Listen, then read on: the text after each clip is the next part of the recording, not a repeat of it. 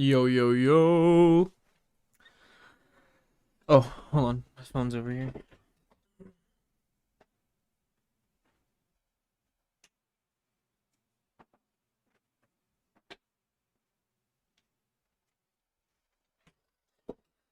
How are we doing? What's up, player? How are we doing? Oh my gosh. I feel like I'm way too loud. What's up, player? I'm pretty loud. Oh yeah. Turn that down a tad here. Is that better? I feel like that's probably more reasonable. Is that better? I feel like that's probably more reasonable. Yeah, it sounds way better. Cool. I be hoeing, yo! You're some exhausted and I'm on call tonight. Damn. Well, hopefully I can ease some of that stress, dog. We talk about some magic cards. I think everything is lined up correctly. Let me know if everything looks like it's streaming okay. I think we've got... I was gonna say I think we've got chat. No, no, no, no, no. That's something I forgot. 1 second here.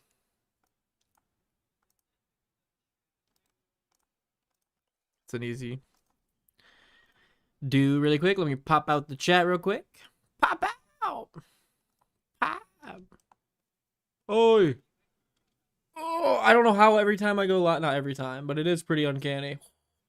The amount of times I go live and a stink bug's like, yo, you care if I fly around real quick?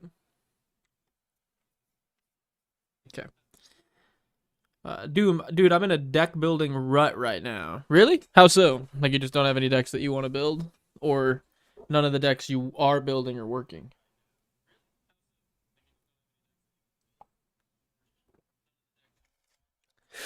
It's chill. When we go on calls, very, very rare. We almost never get calls. Okay, well, hopefully that strat or that theme sticks. You can chill out, hang out. I want to come back to the game soon, but when I start building, I get bored of the idea and move on to the next. That's fair. I've got a series you might like, IB Hoen. Maybe. I maybe not. Sunday's upload. I think you're really gonna like. By the way, today's upload, don't know what my deal was. Just completely went right through 5 p.m. And then right as I was about to go live, I was like, I did not upload at 5. I had an upload and everything. I had everything ready. I just didn't post it at 5 for some reason. So my upload's going up now. So probably at some point during this live stream, you're going to get a notification for a video. Check it out. Why not? Maybe grab a deck list bet rather than use one. I'm going to act like I didn't hear it. I'm going to act like I didn't hear it. W, better late than never. Yeah, I don't know how I missed it though. I like literally all week was like, okay, cool, we got Fridays ready. All I gotta do is edit Sundays. We're good to go. And then I was doing that all day today. And then literally right before stream, I was like, cool, we got Fridays uploaded. I didn't upload today's video. It's like, what am I doing? The two commanders I'm looking at right now is the Gruul Toph and Gonti from Aether Drift. Those are both really cool. I lean more towards Gonti. I think that Gonti's really cool. Doesn't get enough cred. It's a cool ass commander. It's a good ass cup of coffee. You know when coffee just like hits sometimes? Oh, that's good. I'll check out the Sunday upload for sure. I think you're gonna like it, dude. New series is gonna be introduced.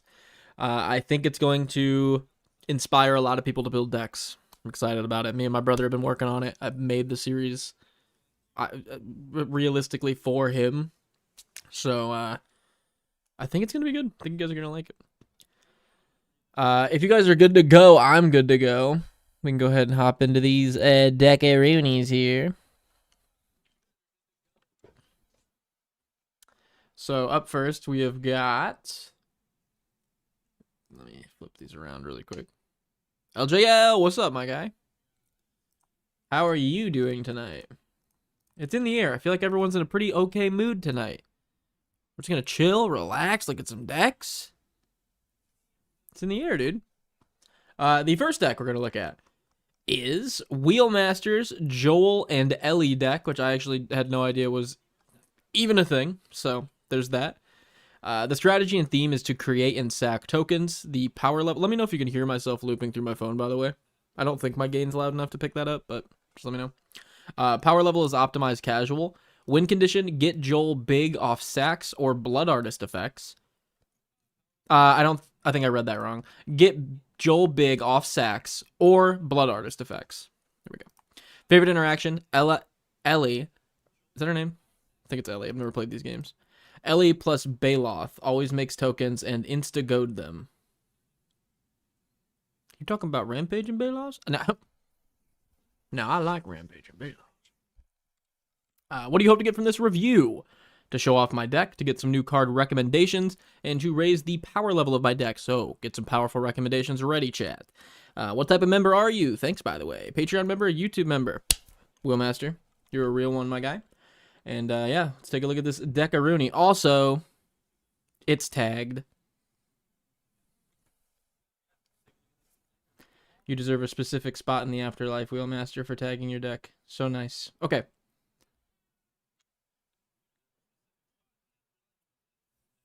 Oh, I thought you were talking about Rampaging Baloth. Baloth Baratil, is he the goad guy?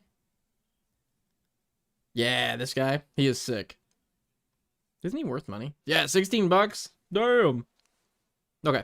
Let's look at the commanders here. Ellie, Brickmaster, is 1 in a red for a 2/1, distract the horde. Whenever a player attacks one of your opponents, that attacking player creates a tapped 1/1 black fungus zombie creature token named Cordyceps Infected that's attacking the opponent. Partner survivors. Oh,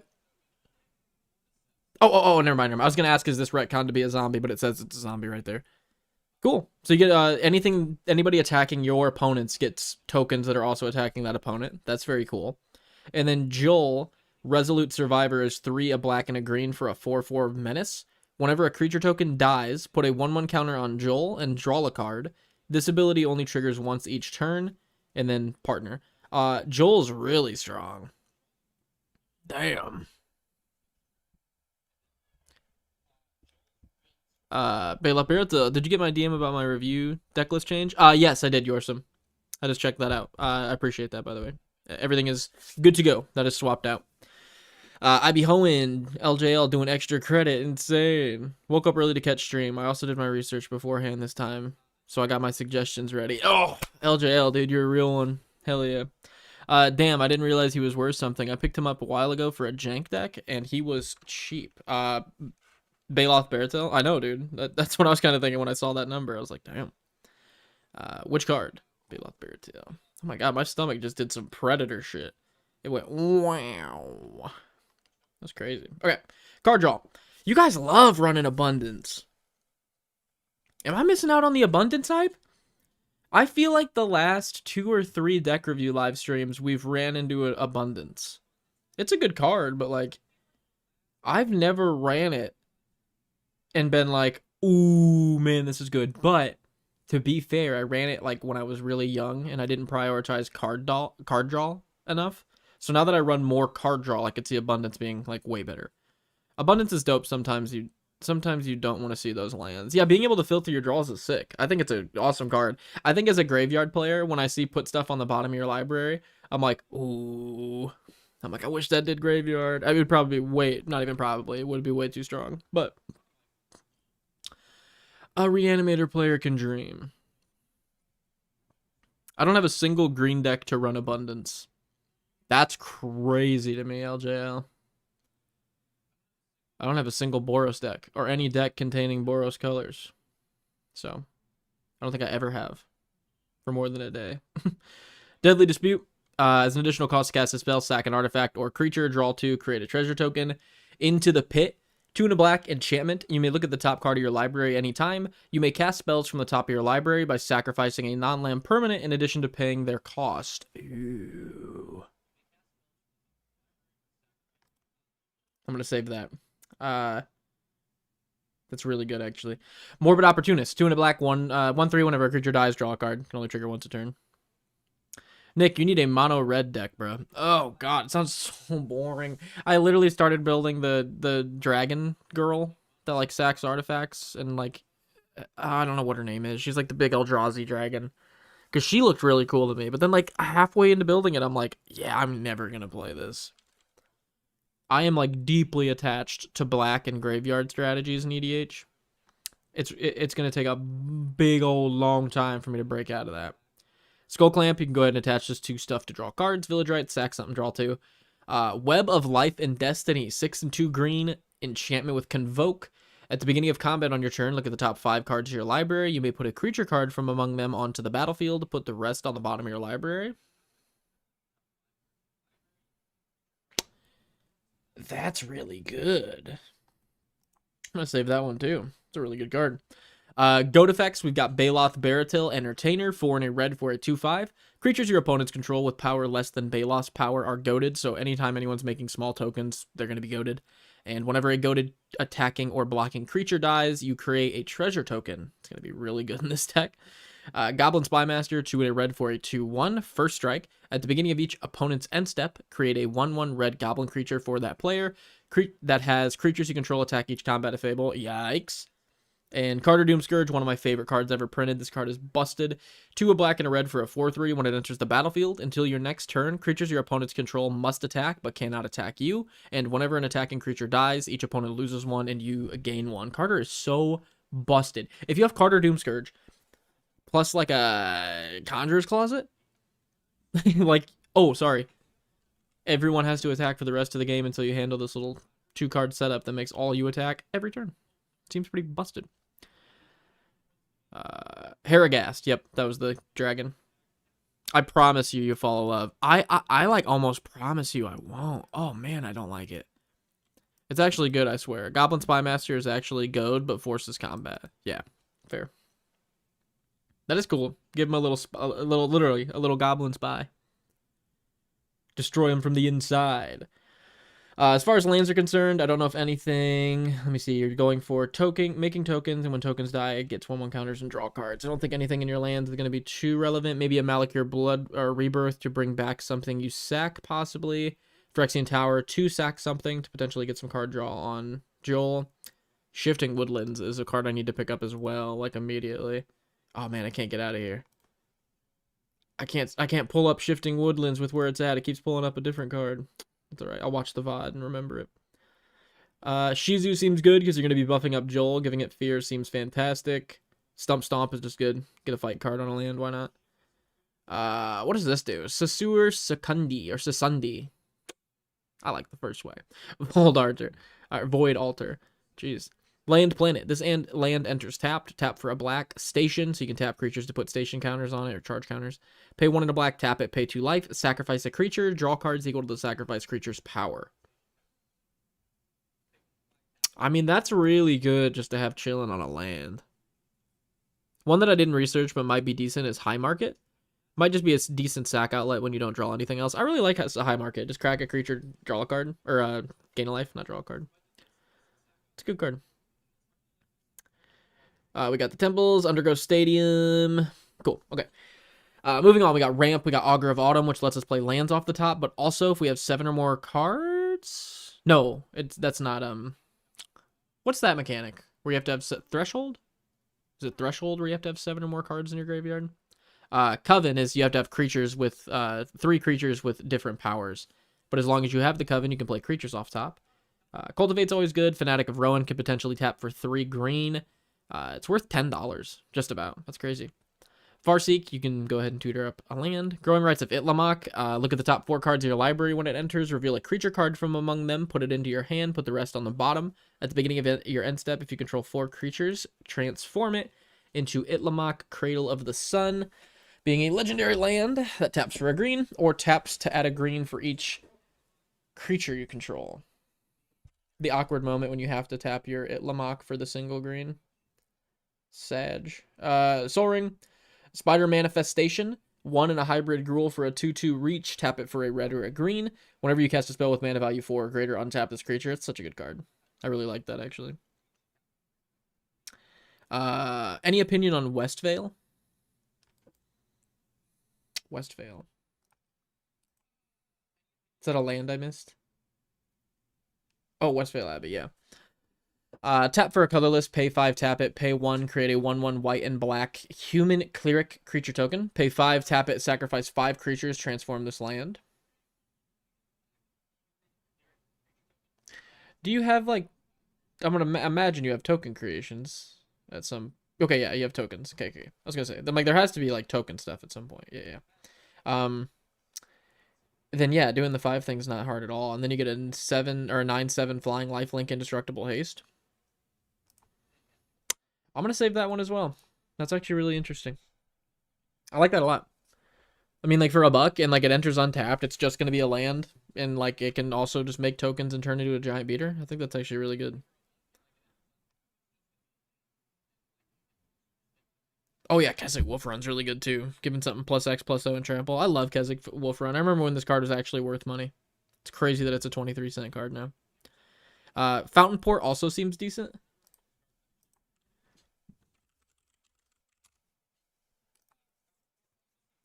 A land that enters untapped, taps for a void, or a waste, I don't know why I said void. Pay 2 and tap it, sacrifice a token, draw a card. Seems good. Pay 3, tap it, pay 1 life, create a 1/1 fish, or pay 4, tap it, create a treasure token. Yeah, it seems great in here. It's definitely gonna fit in the deck.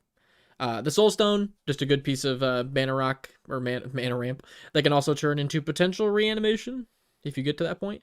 3 visits, good mana ramp. Twitching Dog, good mana ramp. And Zertaw Druid, super good mana ramp. Deal 1 to each opponent whenever you tap it. Why not? As far as removal is concerned, we've got Attrition, turning our tokens into straight up destruction on a non-black creature. Beast Within, Blasphemous Act, Blasphemous Edict. Each player sacrifices 13 creatures. It costs 1 if there's 13 or more creatures in play. Yeah, sure. It's going to happen pretty easily. Bridgeworks Battle is a good fight card. Collective Resistance is good protection, as well as artifact and enchantment removal. True. Colored mana is a bit of a problem with the amount of support lands I have, though. That's fair. Yeah, that's why I was guessing you weren't running them, and that's fair, especially since it seems like you have a super low curve, so you don't want to see colorless lands in your starting hand. That's very true. I have that problem still, though. I really want to run like Vault of the Archangel in like every deck, and like Maze of Ith in every deck, and Mystifying Maze, and then I'm like, ooh, I'm running into issues. Culling Ritual is great in a token deck because it blows up each non-land permanent that costs 2 or less, which you think would be counterproductive, but then it gives you a black or a green for each permanent you destroyed, so you could potentially mana ramp an insane amount. Deadpool just becomes the most powerful thing on the board, and then replaces the most powerful thing on the board with a useless little sack this thing to draw a card thing. Great. Fellow Profane, good removal on a land. Legolas, quick reflexes. 1 green, instant, split second. Untap target creature until end of turn against hexproof, reach, and whenever this creature becomes tapped, it deals damage equal to its power to up to 1 target creature. That's really good. Wow, if your commander just like has a tap ability, that's an incredibly good card. Lich Knight's Conquest, love this card. 4 and a black for a sorcery. Sacrifice any number of artifacts, enchantments, or tokens to return that many creature cards from your graveyard to the battlefield. No Mercy, 2 and 2 black enchantment. Whenever a creature deals damage to you, destroy it. Seems really annoying. Yeah, Joel is huge mana, but a lot of cheap cards and decent amount of ramp. I do need to cut cards if you see any that stand out to you. LQR is an amazing card that I would absolutely not pay for. Yeah, I was going to say, that's a lot of money. It's really good, but 24 bucks is nuts. Revitalizing Past, just a land with a protection piece on the back. Strength of Will. I don't know what this card actually does. I've seen this a couple times over the last few days, though.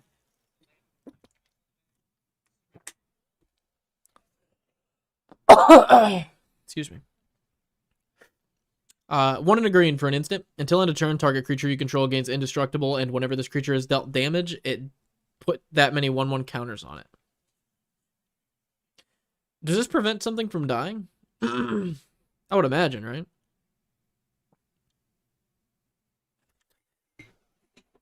That's real good.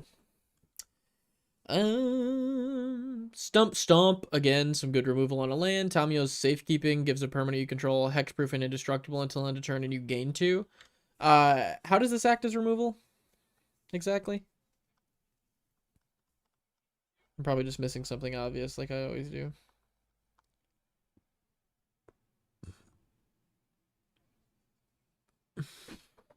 What the hell does that mean? Oh, it's probably my short. Yeah. I figured I got that demon ruling wrong. I figured I got that demon ruling wrong there. But now I'm getting all the comments on the short. Okay. Where were we? Tommy was safekeeping. Good protection. It is quote unquote removal, I guess, if you block. Oh, removal / protection. Sorry. I was just like hyper fixated on the protection part or the removal part. Terra Sunder, some good removal for exile for artifacts or enchantments. Tavar's Last Stand, some good protection as well as a buff. Vandal Blast, good board removal or targeted removal. And Victimize, choose 2 target creatures in your graveyard, sack a creature to return those 2 creatures into play tapped. This is such a cool Victimize. What set was that a special guest in? Is that Foundations? That's really cool. I like that.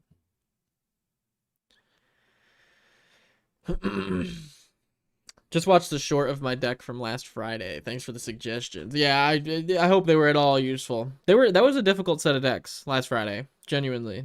Like, they're both, 1, well built, and 2, they were like such specific strategies that I'm like, man, they got all the stuff I was like thinking of. I'm like, oh, what about this? Then I looked at the list and I'm like, they got it. Okay. Sacrifice. Braids lets us sack a creature, a land, a planeswalker, an enchantment, an artifact at the beginning of our turn, and an opponent has to sacrifice a creature of the same type. Each opponent, actually. That's crazy. If they can't, we draw a card and they lose 2 life. Ellie's Rage, or Dictative Erebos, is 3 and 2 black for an enchantment flash. Whenever a creature you control dies, each opponent sacrifices a creature, and same goes for Grave Pact. Except it doesn't have flash, obviously. As far as sack outlets are concerned, we've got Attrition, turning our creatures into removal. Ayara, First of Lochthwain, sacrificing a black creature to let us draw a card. Cowtapult, or Goblin Bombardment, letting us sack a creature to deal 1 damage. Priest of Forgotten Gods, letting us sack 2 creatures to have each opponent lose 2 life. Sack a creature, we add 2 black, and we draw a card. The card's so banging. Sir Bedivere's Scales, or Ashnod's Altar, lets us sack a creature to add 2 colorless. Viscera Seer turns our sacked creatures into Scry. We need a sack a creature surveil 1. I'm sure that would probably go infinite in some way. Possibly. But we need it. I need it so bad. That's free. I don't want to pay for it. I don't want to pay mana for it. Warren Soul Trader, 2 and a black for a 3/3, pay 1 life, sack another creature, create a treasure token. That's such a banger card. I need to get that. White of the Reliquary is a black and a green for a 2/2 Vigilance. Gets 1/1 for each creature card in your graveyard and sacrifice another creature. Search your library for a land card. Put it into play tapped. That's really good. I need to save that one too. Yawgmoth, 2 and 2 black for a 2/4. I cannot believe this hasn't dropped in price at all yet. Still just a $30 joint chilling there.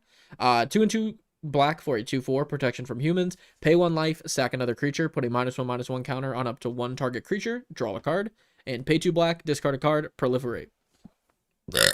So good. As a reanimator player, I really, really want a Yawgmoth. I can discard big creatures out of my hand. I can sack big creatures that are in play, and remove stuff and proliferate. It's so good. Oh, I forgot about the Walking Dead cards. Oh, well. Love Hansk. Hansk is so cool. He's the guy that spits out the little 2/2 zombies for our opponents, if I'm not mistaken. This, like, Slayer Zealot or something. Is he not in here? Hansk is cool. Sack payoffs. Blood Artist, of course. When stuff dies, ping opponents. Or an opponent, I think. Yeah, target opponent. Grismold will go ahead and give each of your opponents a 1/1, actually each player, at the beginning of your end step, and whenever a creature dies, put a 1/1 counter on Grismold. It's also got trample, so this thing's going to be a haymaker at some point. Mayhem Devil will deal damage whenever anybody sacks anything. Mirkwood Bats deals damage whenever we create or sacrifice a treasure token. Sephiroth, it doesn't deal damage, by the way, it drains, but small difference. Sephiroth Fabled Soldier, 2 and a black, 3/3. When Sephiroth enters or attacks, you may sacrifice another creature. If you do, draw a card. Whenever another creature dies, target opponent loses 1, you gain 1. If this is the 4th time this ability is resolved this turn, transform him into a 5/5 flying. As this creature transforms into Sephiroth One-Winged Angel, you get an emblem with whenever a creature dies, target opponent. You just get a Blood Artist emblem. And when it attacks, you can sacrifice any number of creatures to draw that many cards. Yikes. I kind of forgot how gross backside Sephiroth is. Yee. It's really good. It's unfortunate it's $20. I'd love one of those. He's the Daryl card. Oh, okay. I didn't realize that was the reskin of Daryl. That's funny. My Phyrexian Plague Lord feels like a cool kid again. Phyrexian Plague Lord. Trying to think which card that is. Is that the 2 and a black? No, that's the 4 and 2 black one, isn't it? That's the old school guy. No, 3 and 2 black. Yeah, that's the old school dude. This guy's cool. 3 and 2 black, 4/4. You can tap it, sacrifice Phyrexian Plague Lord. Target creature gets -4/-4 until end of turn, or sacrifice a creature. Target creature gets -1/-1 until end of turn. Phyrexian Plague Lord is very, very good. Old school. I'm guessing that you're the one that pointed this out to me last time we talked about this, because someone pointed out this card to me a while back. Yeah, Urza's Saga. That's before I was playing. That's super cool. That's actually a great card. That might make one of the list I'm working on right now, actually. Pretty good. Spiteful Prankster, 2 and a red for a 3/2. As long as it's your turn. Wait a second, I don't got music going. One second.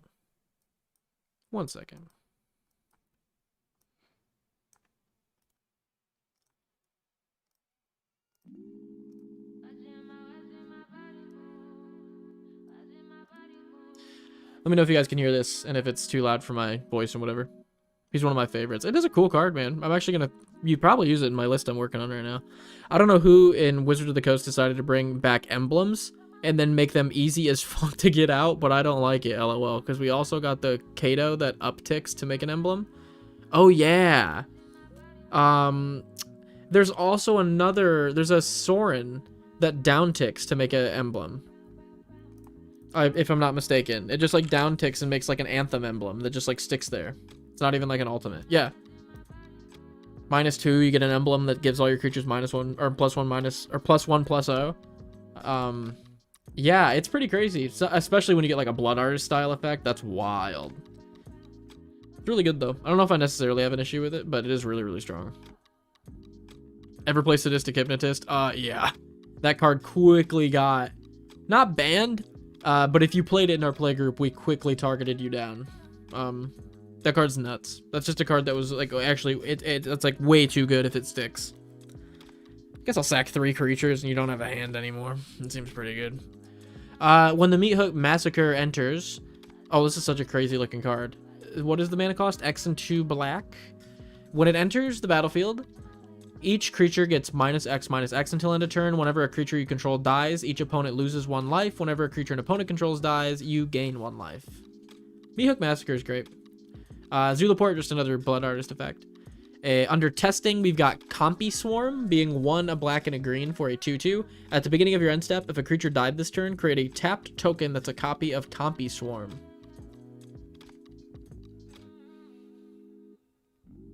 Ew.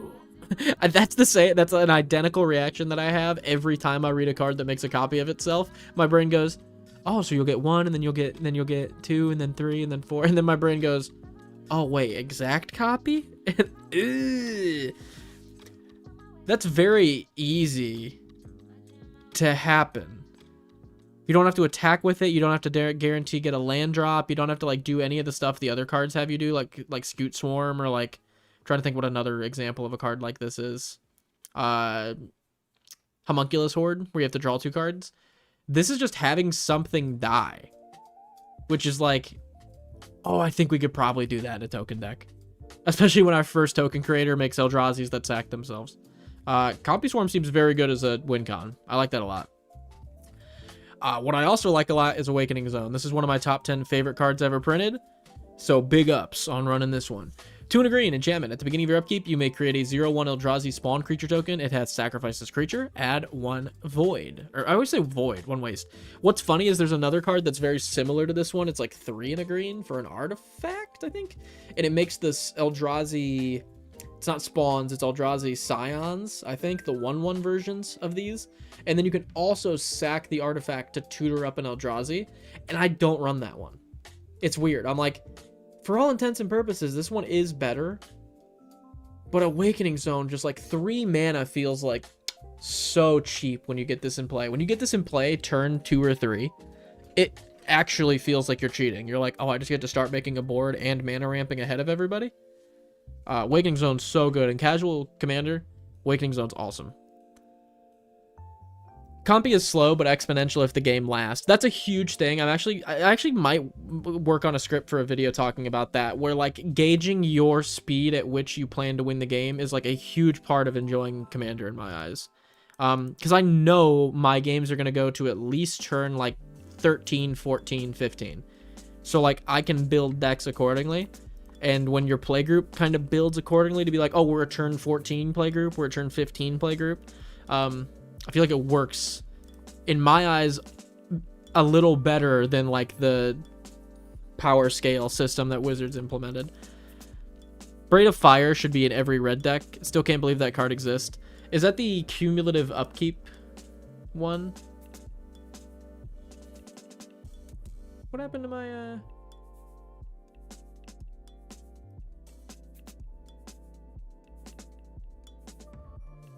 1 second. My Scryfall is not open to Scryfall anymore.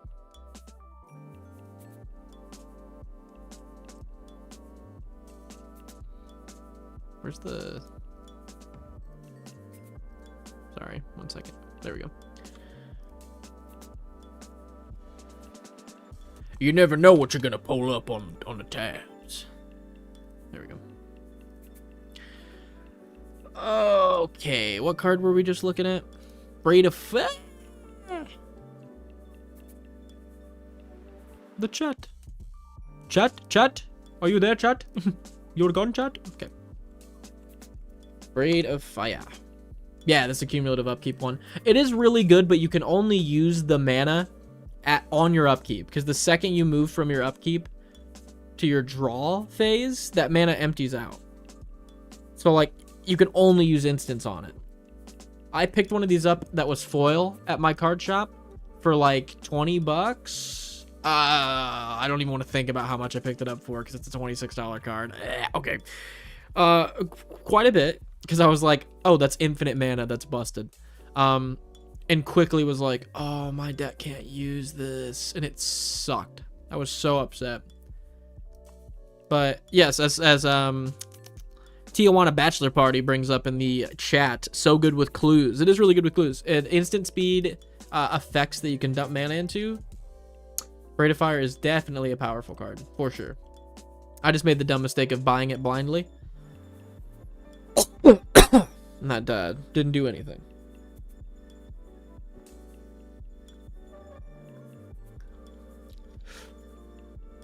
That Omnath, though. That Omnath, though? The mono green one? I love mono green Omnath.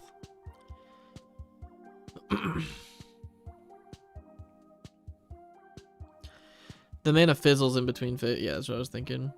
It's all great until someone plays your lock. Your lock.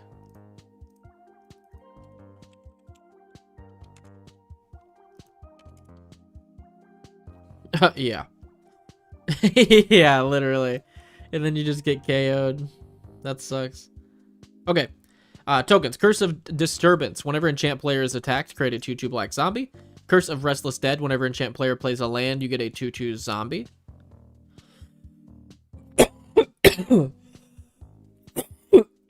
Excuse me. Daryl, Hunter of Walkers. 2 a red and a green for a 4/4. At the beginning of your upkeep, target opponent creates 3 Walker tokens, zombies. Tap Daryl, deal 2 damage to target creature. Whenever a zombie an opponent controls dies, draw a card. I hate that it says Walker and then zombie on the same card. Hate that. Whatever, though. Endrick Star, Master Breeder, 4 and a black for a 2/2. Whenever you cast a creature spell, create X 1/1 black thralls where that spell's mana value, or equal to that spell's mana value. Whenever you control 7 or more thralls, sacrifice Endrick Star, Master Breeder. Endrick's cool. Great token creator. Goblin Spy Master, we already talked about. Grismold, we already talked about. Plague of Vermin, 6 and a black for a sorcery. Starting with you, each player may pay any amount of life. Repeat this process until no one pays life. Each player puts a 1/1 black rat creature token into play for each 1 life he or she paid. 7 mana is insane. $21? But why? 21's crazy.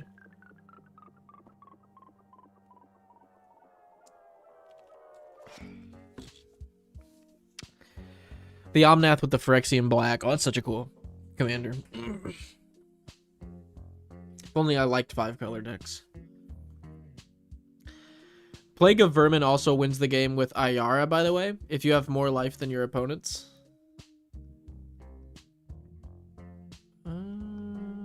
Sack outlets, where were those at? Right here.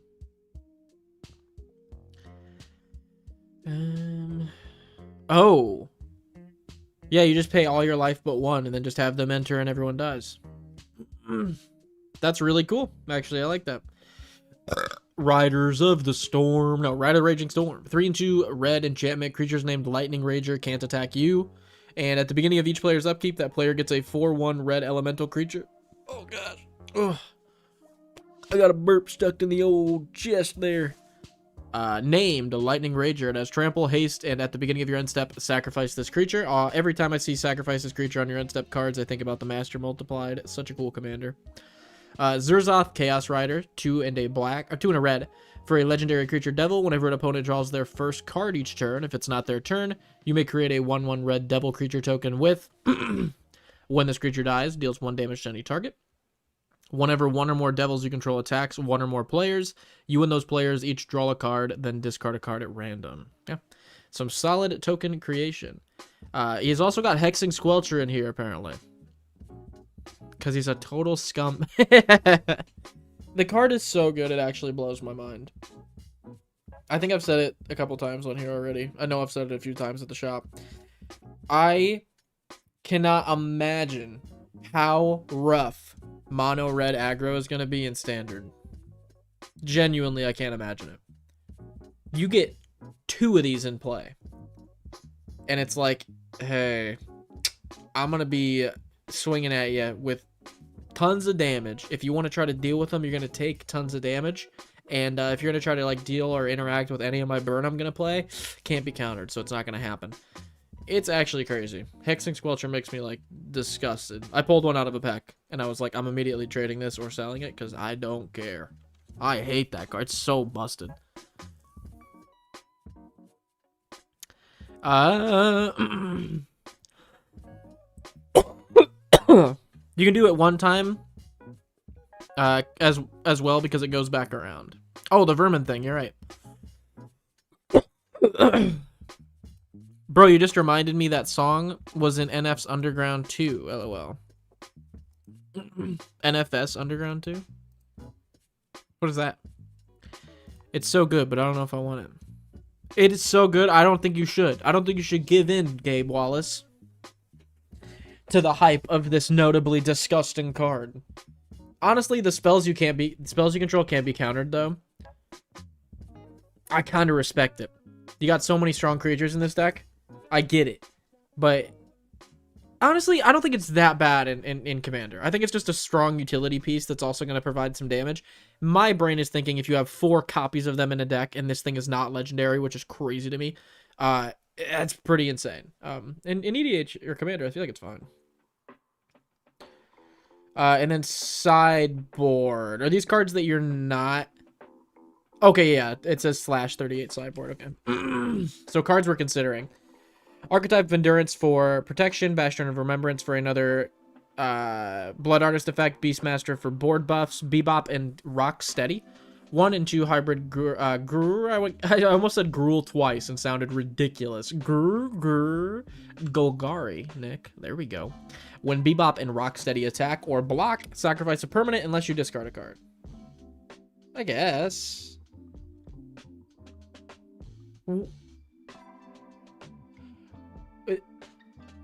Am I missing something? Why is this $30? That's crazy. Bitter Blossom. Oh, definitely put Bitter Blossom in this deck right now. I love Bitter Blossom, dude. God damn, this card's good. Especially if you run Skull Clamp. I don't know if you know this. Tokens are great with Skull. I don't want to be that guy, but like Bitter Blossom Skull Clamp, you're looking pretty good no matter what game that is. Black Market.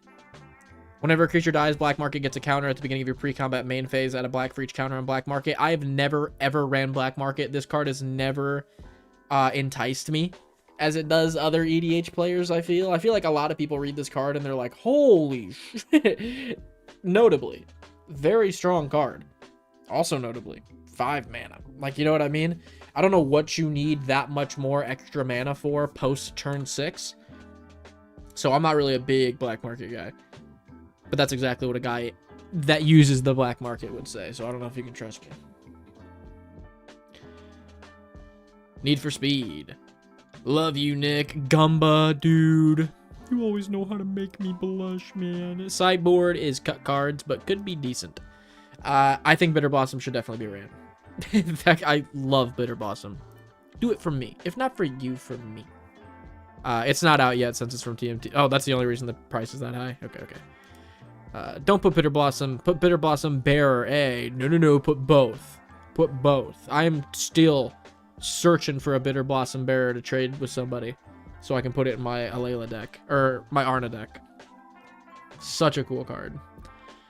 Boxing Ring forces fights. Canoptic Scarab makes a ton of 1/1s. Chthonian Nightmare, some reanimation. Call the weak mana. Tokens. Cheating creatures into play. Creatures tap for mana. Players can't gain life. Lands become 2/2 creatures now. Field of the Dead is such an interesting card to me. Because I'm sure I'm missing like some kind of combo it was ran in or some kind of deck it was ran in outside of the format I play in. But every time I look at this card, I'm like, oh, it taps for colorless and it enters tapped. That's like 2 big red flags for like a land not being the best. Oh, and you have to control 7 other lands that have different names. That's a lot of different lands. But you get a 2/2 zombie, so you get a nice little landfall effect. Like post turn 7, ideally, if you have 7 different lands. And then every time I'm like, $35. Like, it's crazy. It says this is a game changer, right? I guess I just don't get it. Maybe I need to play with it to understand. But like, this is just like, this feels like a casual all-star. This seems like an insanely fun, good casual card to run because games go so long. So I feel like I have to be missing something. Because every time I read this, I'm like, $35. Holy shit. Flare of Malice. 2 and 2 black for an instant. You may sacrifice a non-token black creature rather than pay its mana cost. Each opponent sacrifices a creature with the greatest mana value among creatures or planeswalkers they control. Fresh meat. Some good token production if you lose a lot of bodies. So it's actually pretty good. Token production. What does Kratos do? 3 red, 2/3, double strike. All creatures have haste. All creatures. That's cool. At the beginning of each player's end step, Kratos deals damage to that player equal to the number of creatures that player controls that didn't attack this turn. That's some God of War shit. That's some God of Horse shit. That's some God of War shit right there. That's crazy. The chat is being weird. Let me fix this really quick. There we go.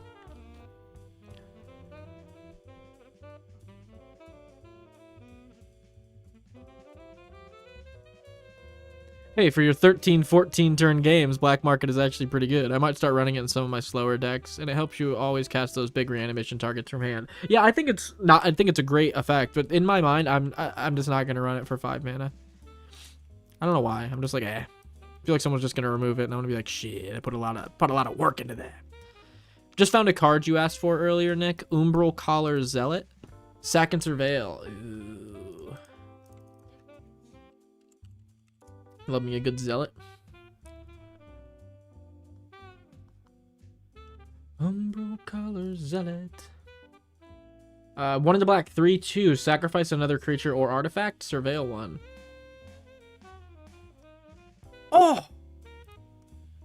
Viscera Seer, you're getting out of my Taval deck, and Umbral Collar Zealot is getting put in. That's really good. I did not know that was a card. Thank you. Thank you. Who sent that? Matt. Thanks, Matt. Appreciate it. Field of the Dead is insanely powerful. I only run it in landfall decks normally, where I have 15 lands on turn 4 and just pump out zombies. Hey, gang, what's the game plan for the deck? Came in late, lol. It's absolutely broken in landfall decks and deservedly a game changer. I made it weird. Didn't make it weird at all. Yeah, I guess I just have to play with it. Because when I read it, I'm just like, that seems like a slow card that people like that are like competitive in this format wouldn't like.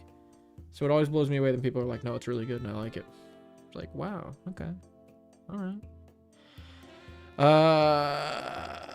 Mihawk Massacre 2. No, wait, what is this one? Horrors from Across the Plains. What the hell is this? 3, a black and a green. Oh, Kaziki, or Kaziki. Mazarak Crawl. I don't know where the hell that came from. Death Priest. This is the big insect that gets 1/1 counters when stuff dies. Yeah, when players sacrifice stuff. Cool. Some more sacrifice, more token stuff, more. You get it. All right. We gotta make time here. All right. So we are going to start suggesting some cards for Wheelmasters, Ellie Brick, and Joel Resolute Survivor deck. So let's read back through this and see if it gives us a little insight here. It's a create and sack tokens deck. Optimize casual. Win condition, get Joel big off sacks or Blood Artist effects. Favorite interaction, Ellie plus Baloth. Always makes tokens and insta-goads them. Okay. So we're making tokens, we're sacking tokens, we're getting effects. It's just a straight-up Aristocrats deck. Which is cool, because I love me a Jund deck, honestly. I think more cool Jund commanders need printed, but that's just me. Okay, first suggestion, says LJL. Since you have 2 commanders, Agent of the Iron Throne and Culties? Culties? There's no way. Of the Absolute could be good. What's the first one? Agent of the Iron Throne. 2 and a black for a legendary enchantment. Commander creatures you have, or that you own, have whenever an artifact or creature you control is put into the graveyard from the battlefield, each opponent loses 1. Yeah, both of your commanders just become another Blood Artist effect. That's a super good suggestion. Good shit, LJL. That's great. 3 Hoenn, what's up? Is it alright if I send an earlier suggestion again? Yeah, if I missed something, definitely send it again. For sure. I'm surprised I actually didn't make a description for this deck. I thought giving your opponents tokens to attack each other was interesting. It's definitely interesting. That's why I like the lightning token pick card. I actually think that's pretty sick. Where's that at? This one. Bride of the Raging Storm. Giving opponents like tokens to attack each other with. Does seem actually really, really cool. I agree. Cultist. There we go. I was like, there's no way I was called that. I'm like, Cuties of the Absolute? Look at you. So serious. Cultist of the Absolute. Gotcha. 1 black enchantment creature, or legendary enchantment. Jeez. Commander creatures you own get +3/+3, have flying, death touch, ward, pay 3 life, and at the beginning of your upkeep, sack a creature. Yeah, both your commanders become giant flying, death touch, +3/+3 ward, pay 3 life bombs. And then they also feed into the whole sacrificing tokens to deal damage thing. That's really good.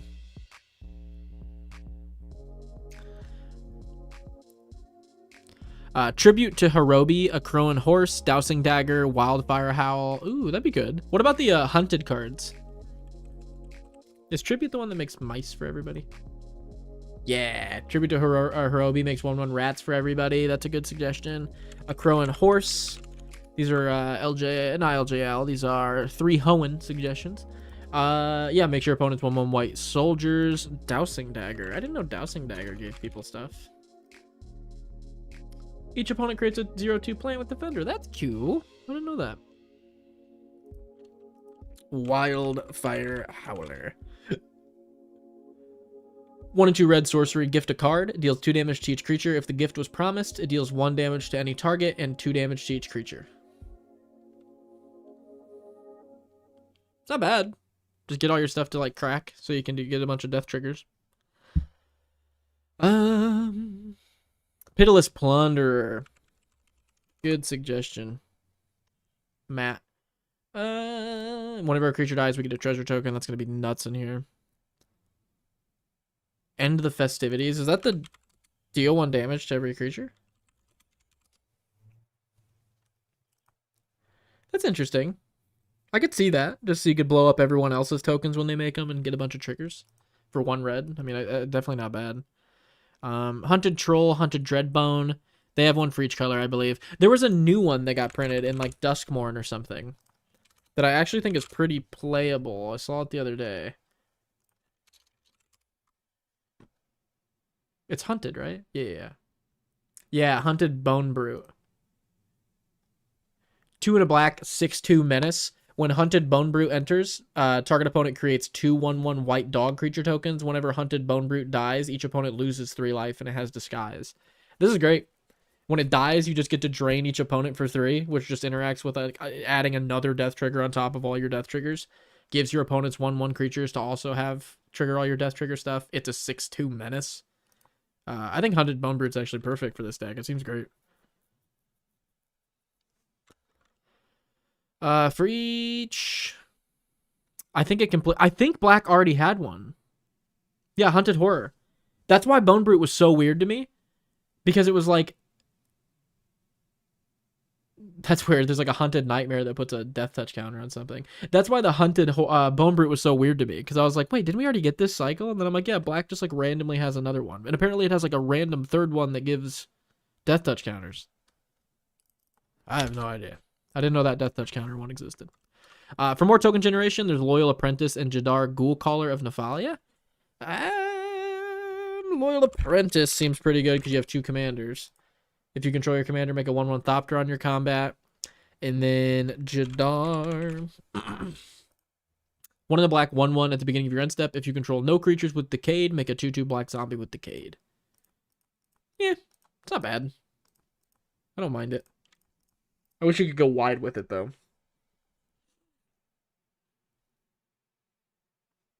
Yeah, that's how I feel about the one that like amasses, the one that's like Bitter Blossom, but it amasses an army.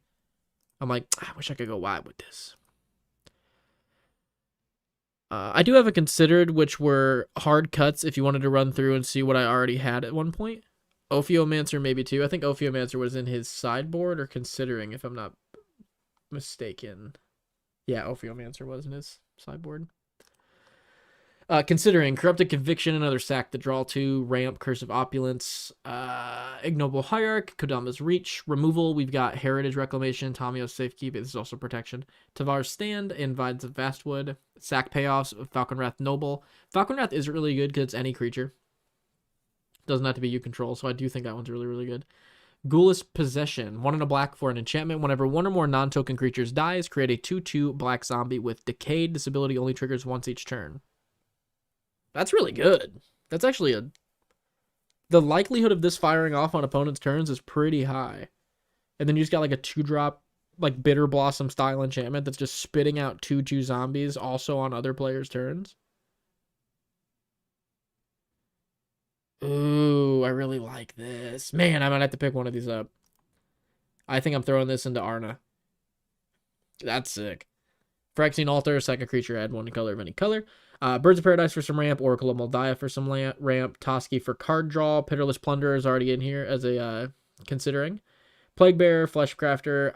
I think those cards are good, but I think they're not way overrated. When I play them, I most of the time end up being like, yeah, these are good, but like I want to take them out for something that's more fun, so I totally get not running them.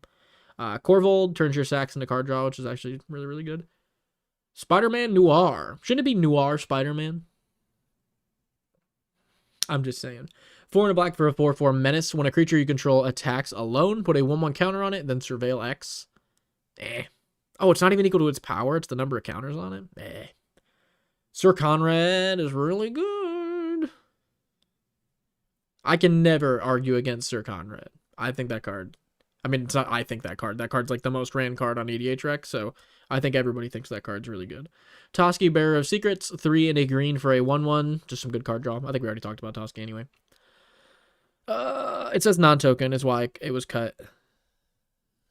Which one says non-token? Oh, Ghoulish Procession. I totally get that. That makes sense. It still seems pretty good. It still seems like you'd be able to get that to pop off, just like in most Commander games, quite a bit. I'd have to play test it, though. Illicit Masquerade, 3 and a black for an enchantment flash. When Illicit Masquerade enters the battlefield, put an imposter counter on each creature you control. Whenever a creature you control with an imposter counter on it dies, exile it. Return up to 1 target creature card from your graveyard to the battlefield.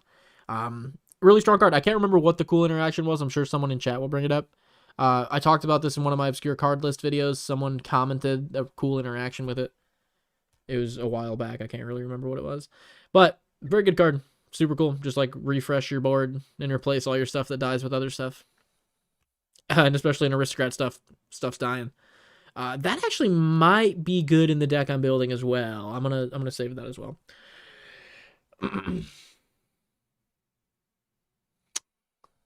Oh, Nadir's Nightblade. Yeah, that's a good suggestion. It's a good card. That's not the one I wanted. That card's not bad though. 2 and a black, 1/3. Whenever a token you control leaves the battlefield, each opponent loses 1, you gain 1. Just another blood artist type of thing. But I don't think it has to be a token you control, right? It does have to be you control. Worse, still good though. Worse. Untagged instant, Chaos Warp, Defend the Raider, Not Dead at All, Undying Malice, Natural Stamina.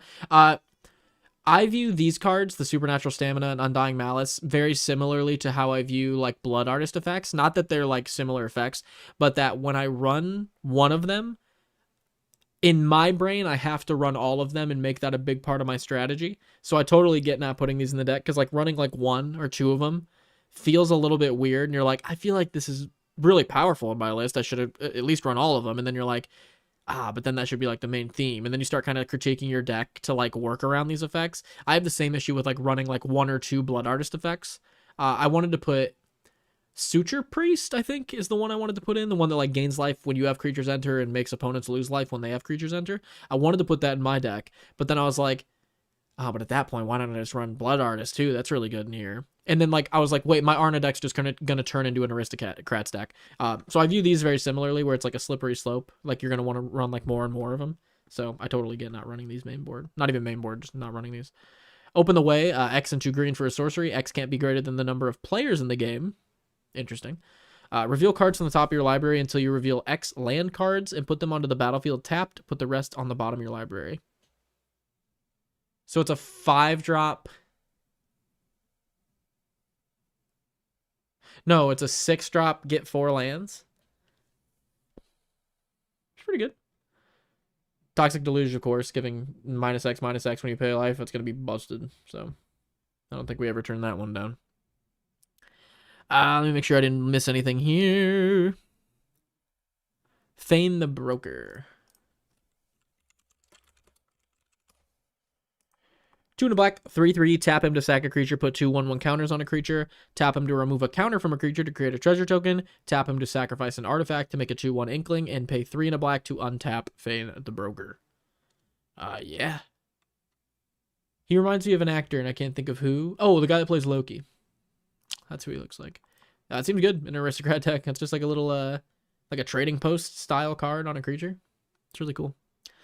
I was like, I have to protect the commander, but just turned the deck into not so commander focused, so they got cut. That makes sense.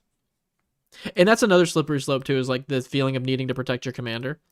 I do the same thing and then end up adding like way too many cards to do that, and then I'm like, okay, I'm focused way too much on that. So I totally get that. For some interesting tokens, you can check out Skursdag, High Priest, and Nettling and Nuisance. I still think Nuisance is worth it even without the fairies. I totally agree.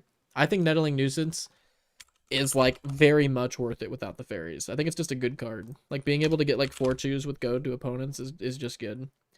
2 and a black, 3/1 flying. Whenever 1 or more fairies you control deals combat damage to a player, that player creates a 4/2 red. Oh, it's a pirate, not a fairy. A 4/2 pirate with this creature can't block, and the token is goaded for the rest of the game. So you just start like giving your opponents 4/2 pirates that are goaded. They can't block, so like they're not gonna die in combat. I mean, they can be blocked, so they might die in combat, but pretty good stuff. For some interesting tokens, because LE tokens was so good and the draw off Joel, but it's like I have other ways to do the same stuff. Yeah, and it like you want to have your deck like synergize and do some cool stuff too. I feel that. Rose Room Treasurer. What a bop of a card.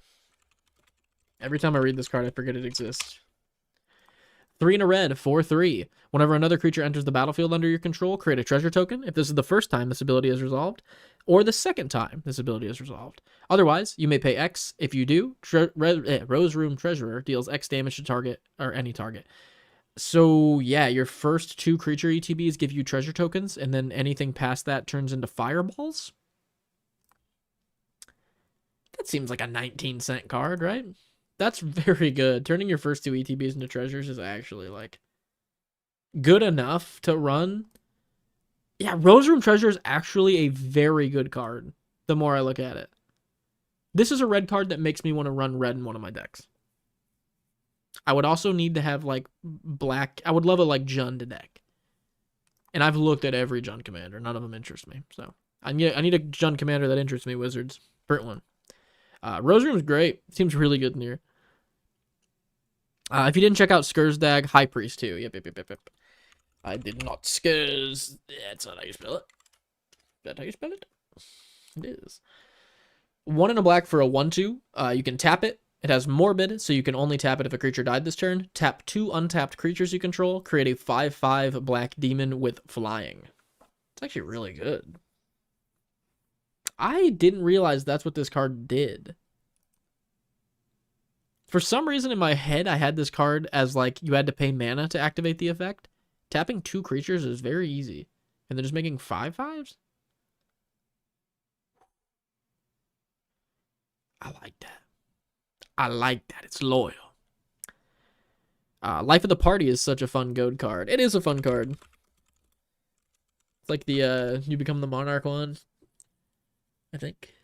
3 and a red for a 0/1. First strike, trample, haste. Whenever Life of the Party attacks, it gets +X/+O until end of turn, where X is the number of creatures you control. When Life of the Party enters the battlefield, if it's not a token, each opponent creates a token that's a copy of it. The tokens are goaded for the rest of the game. Oh, this is not what I thought it was. That's cool. Yeah, I love that. Give everybody big old bombs to swing at each other with. What about Mahadi or Gut Financial Priestess? I don't think I've ever heard of the second one. I've heard of Mahadi. 1 a black and a red, 3/3. At the beginning of your end step, create a treasure token for each creature that died this turn. It's going to be very good. What is Gut?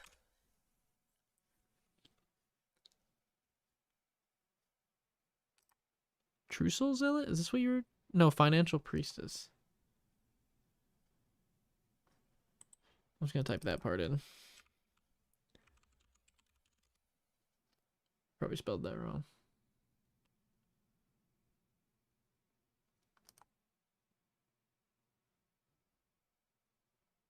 Oh, that's not a, like, actual card. Damn. Fanatical, Nick, not financial. Sorry, my chat's kind of small on my computer monitor. That is hilarious. Also, I don't think legal, unfortunately. Snarling Gorehound would also be good in this deck. Maybe better than the Umbral Coat. Snarling Gorehound. Oh, yeah. 1 black, 1/1 menace. Whenever another creature with power 2 or less enters the battlefield under your control, surveil 1. That wouldn't be bad in Taval. Every time I get a zombie, I get to surveil. The True Soul one, my bad. True Soul. Oh, 2 and a red, 2/2. Whenever you attack, you may sacrifice another creature or artifact. If you do, create a 4/1 black skeleton creature token with menace that's tapped and attacking. Sure. Honestly, to get sack triggers and then more tokens to sack. In addition to that, it seems pretty good. There and back again. Super casual, but super fun card to pull off. There and back again. 3 and 2 red for an Enchantment Saga. Chapter 1, up to 1 target creature can't block for as long as you control There and back again. Chapter 2, search your library for a mountain card and put it onto the battlefield. Chapter 3, create Smaug, a legendary 6/6 dragon with flying, haste, and when this creature dies, create 14 treasure tokens. Jeez Louise. 14? Gorehound is good, but I don't really want stuff engraved. The only stuff dying preferably is tokens. Oh, I got you. So this is Surveil. That's fair. Servok Deathbringer can help drain the table. Deathbringer.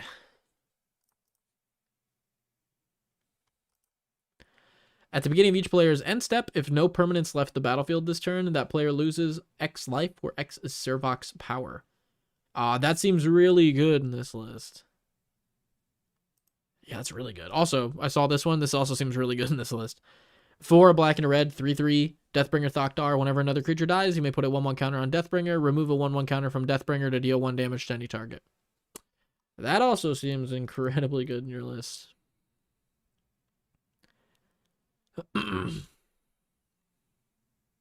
Also, Rottenmouth Viper seems pretty good. Rottenmouth's so good.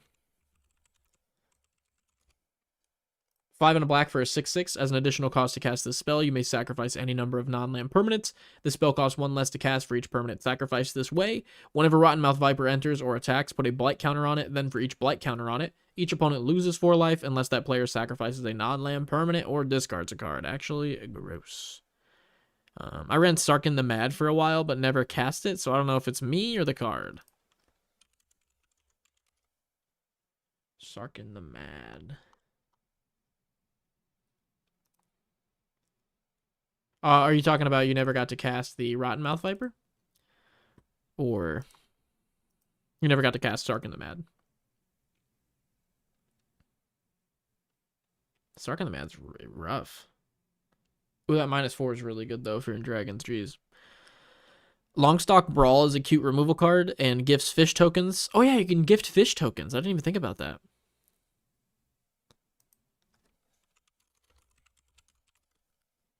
Longstock Brawl, one red, clearly. 1 green for a sorcery. Gift a tapped fish. Choose target creature you control and target creature you don't control. Put a 1/1 counter on the creature you control. If the gift was promised, those creatures fight. No, if the gift was promised, period, then those creatures fight. There we go. Yeah, that seems great. Gifting, the stuff that says gift a fish actually seems like a great way to give opponents tokens. I like that. It's a good idea. All right, get in your last minute suggestions here before we move on to the second deck, which is Sami. And while you guys get in your suggestions, I'm going to go use the bathroom. Ugh.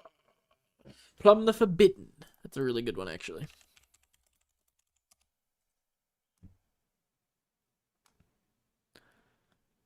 Plum the Forbidden. Plum it.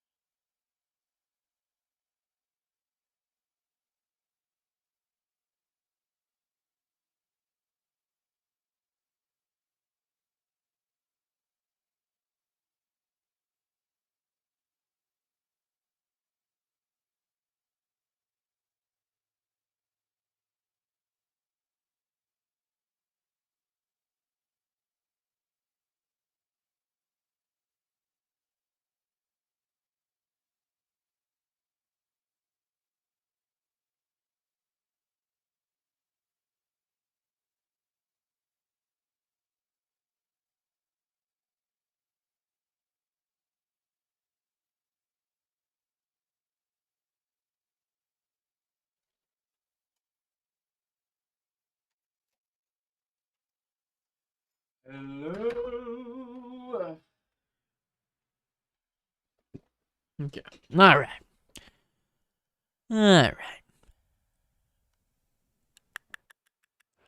And Sakura Tri-Builder seems better than Rampant Growth for this deck. Yeah, just a creature you can sack to get a land. That's a fair point. Wait, that instant is actually crazy. Never seen it before. Yeah, Pawn the Forbidden is great. And then last two are Belladross Witherbloom and Ophiomancer. Ophiomancer was already in the sideboard, and then Belladross is a very good suggestion. 5 black green 4/4 flying. At the beginning of each upkeep, create a 1/1.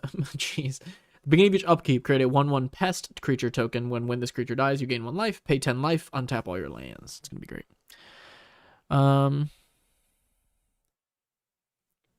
Has anyone mentioned Goblin Bombardment? No, actually. Always a good ad. I think Goblin Bombardment is already in it. Yep, LJO. I agree. I think it's already in there. Okay. Cool. We're going to move on. It's official. We're moving on. I'm done with it. I'm over it. We're moving on. To, let me try to find it here. Here we go.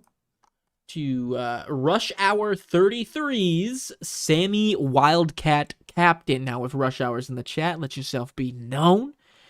Their submission is a Boros Vampires / Blood Token Keyword Swing Out deck. Already sounds interesting. The power level is casual. Win condition, keyword Vampires. Pound face. Love it. Favorite interaction, playing Sami with the blood tokens on the field for huge discounts. What can you hope to get from your review? To get some new card recommendations and to get help cutting cards from this deck. Oh yeah, hold on 1 second. What was the name here? Rush Hour 33. Was there anything in the first deck we looked at that anyone thinks should be cut? Because they did mention that they wanted to cut a couple cards if we saw anything.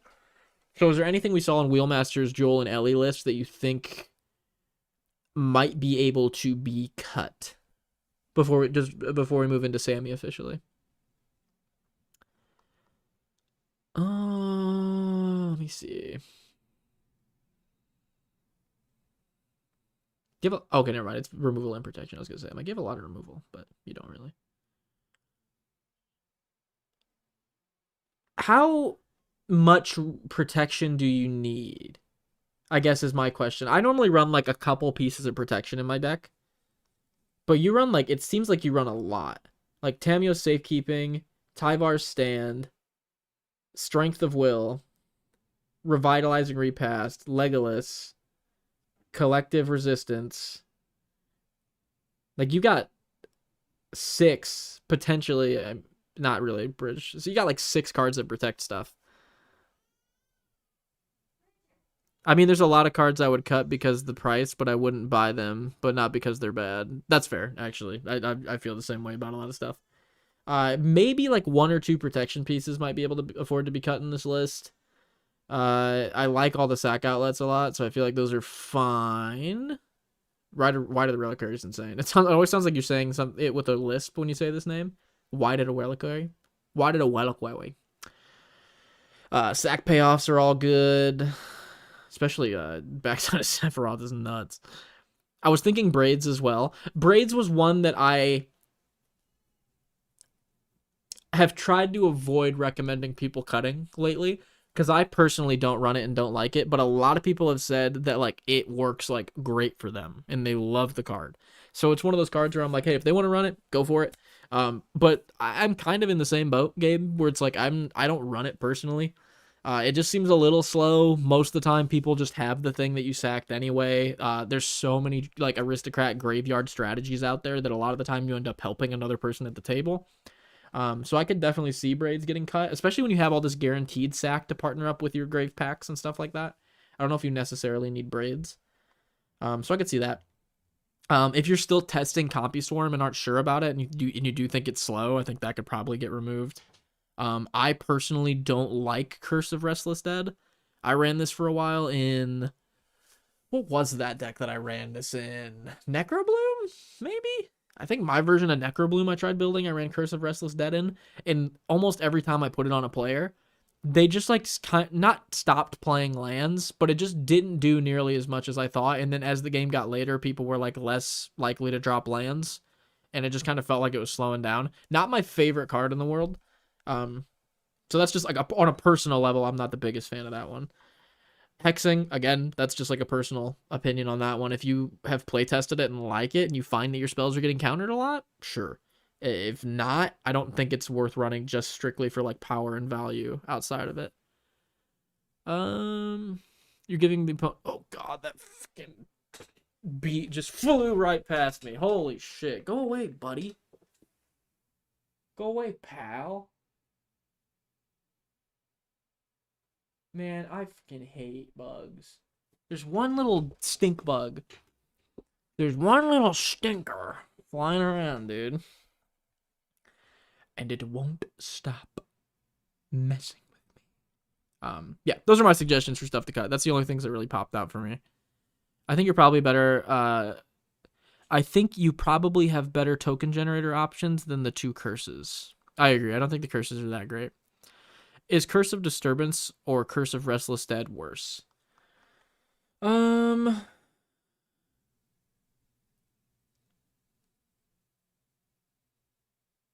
of Restless Dead for sure. Because, like, one, people can stop playing lands, which is still good. I will acknowledge that. But it will and can get shut off pretty easily. Curse of Disturbance, your whole deck is about giving people stuff. It's about creatures dying. It's about attacks happening, force combat with your goad package. So this not only adds more creatures that you get, it also gives opponents creatures. So I think Curse of Disturbance is actually great in this list. Curse of Restless Dead, not a huge fan of, though. I think that one could probably get cut. Yeah, those are my suggestions on that. If anyone in chat has anything that they want to say to Gabe for cuts, let him know.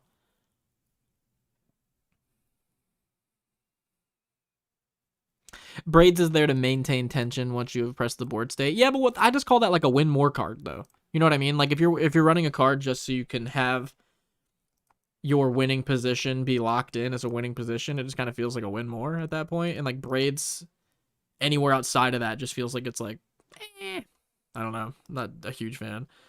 Because unless I have Goad, they just don't attack. Yeah, but you're running Goad for a reason, though, right? Like, you do want to force combat. Like, you do have a little Goad package here. I still do stand by that, though. I think Curse of Disturbance still is better. Because you're still going to be playing. Most of the time, opponents can only play 1 land a turn, and are going to play 1 land a turn, unless they're in, like, a Lands Matter deck. So you're only going to be getting 1/2/2 black zombie a turn. And as long as you're attacking, that's the same rate Curse of Disturbance will give you. But it also has the added bonus of like potentially giving other players 2/2 zombies. I think it's pretty good. I like it.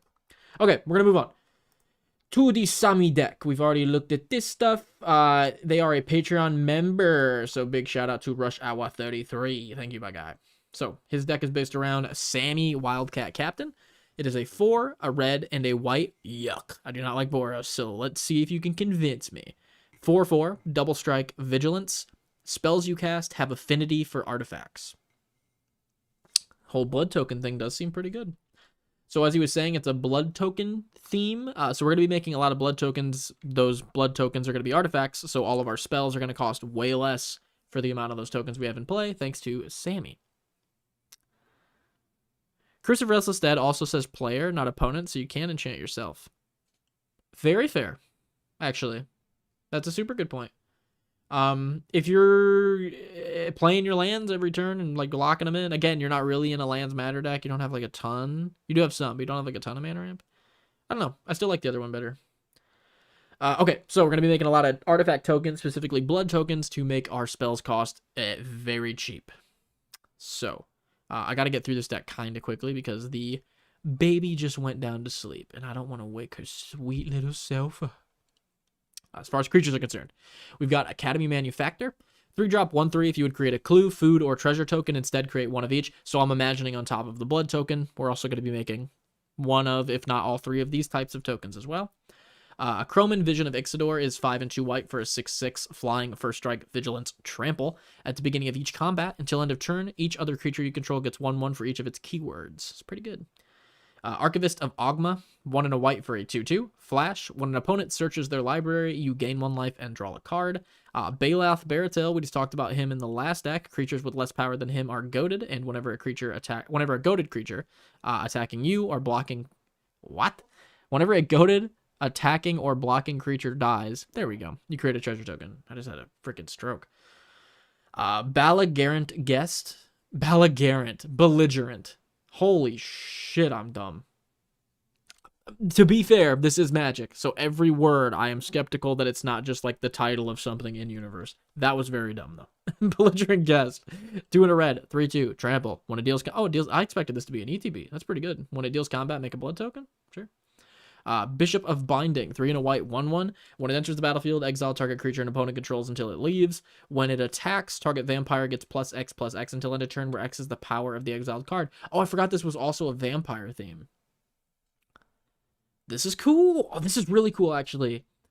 Using the blood tokens to make your stuff have affinity for artifacts, your stuff being very powerful vampire cards. And then you can rush those vampires out for way cheaper. Oh, that's cool. I like that. I like that a lot. Okay. Bishop of Rebirth. 3 and 2 white for a 3/4 vigilance. When Bishop of Rebirth attacks, you may return target creature card with converted mana cost 3 or less from your graveyard into the battlefield. Little Sun Titan action. I like that. Yeah, so on any of these creatures we're reading, imagine that you're only playing the colored mana for them. Because of the affinity for artifacts, most of the time these are probably coming out for only the colored mana. So this being a 2-drop, yeah, we'll take it. Blood Hypnotist. 2 in a red, 3/3. Can't block. Whenever you sacrifice 1 or more blood tokens, target creature can't block this turn. Only triggers once. It's pretty good, though.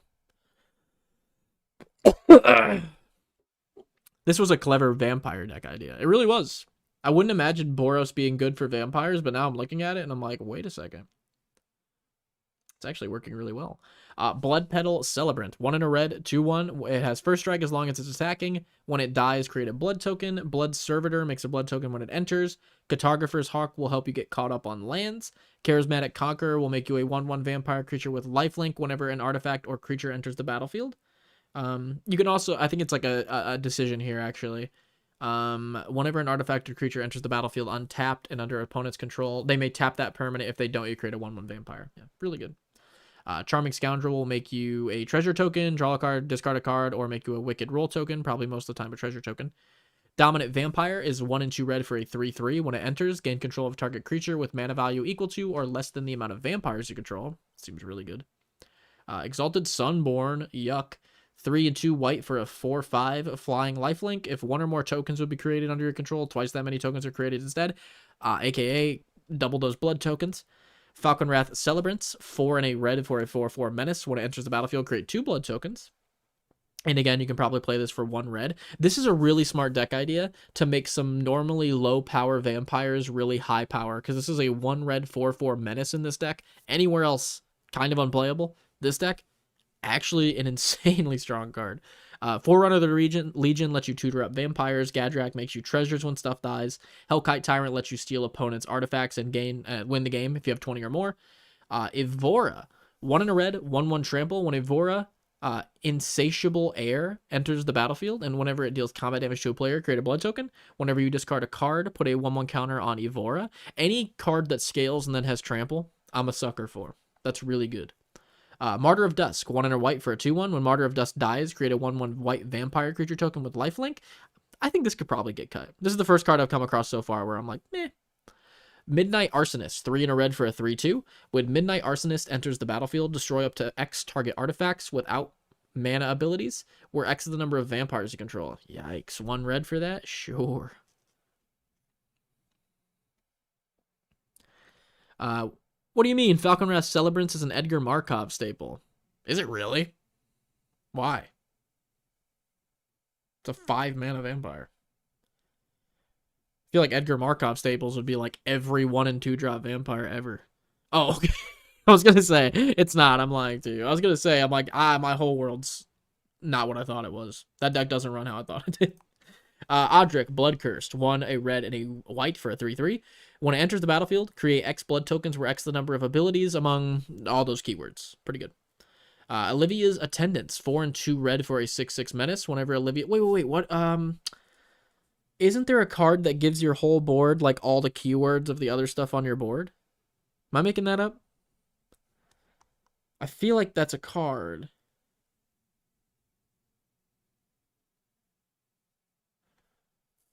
The other Odric is the one that does that.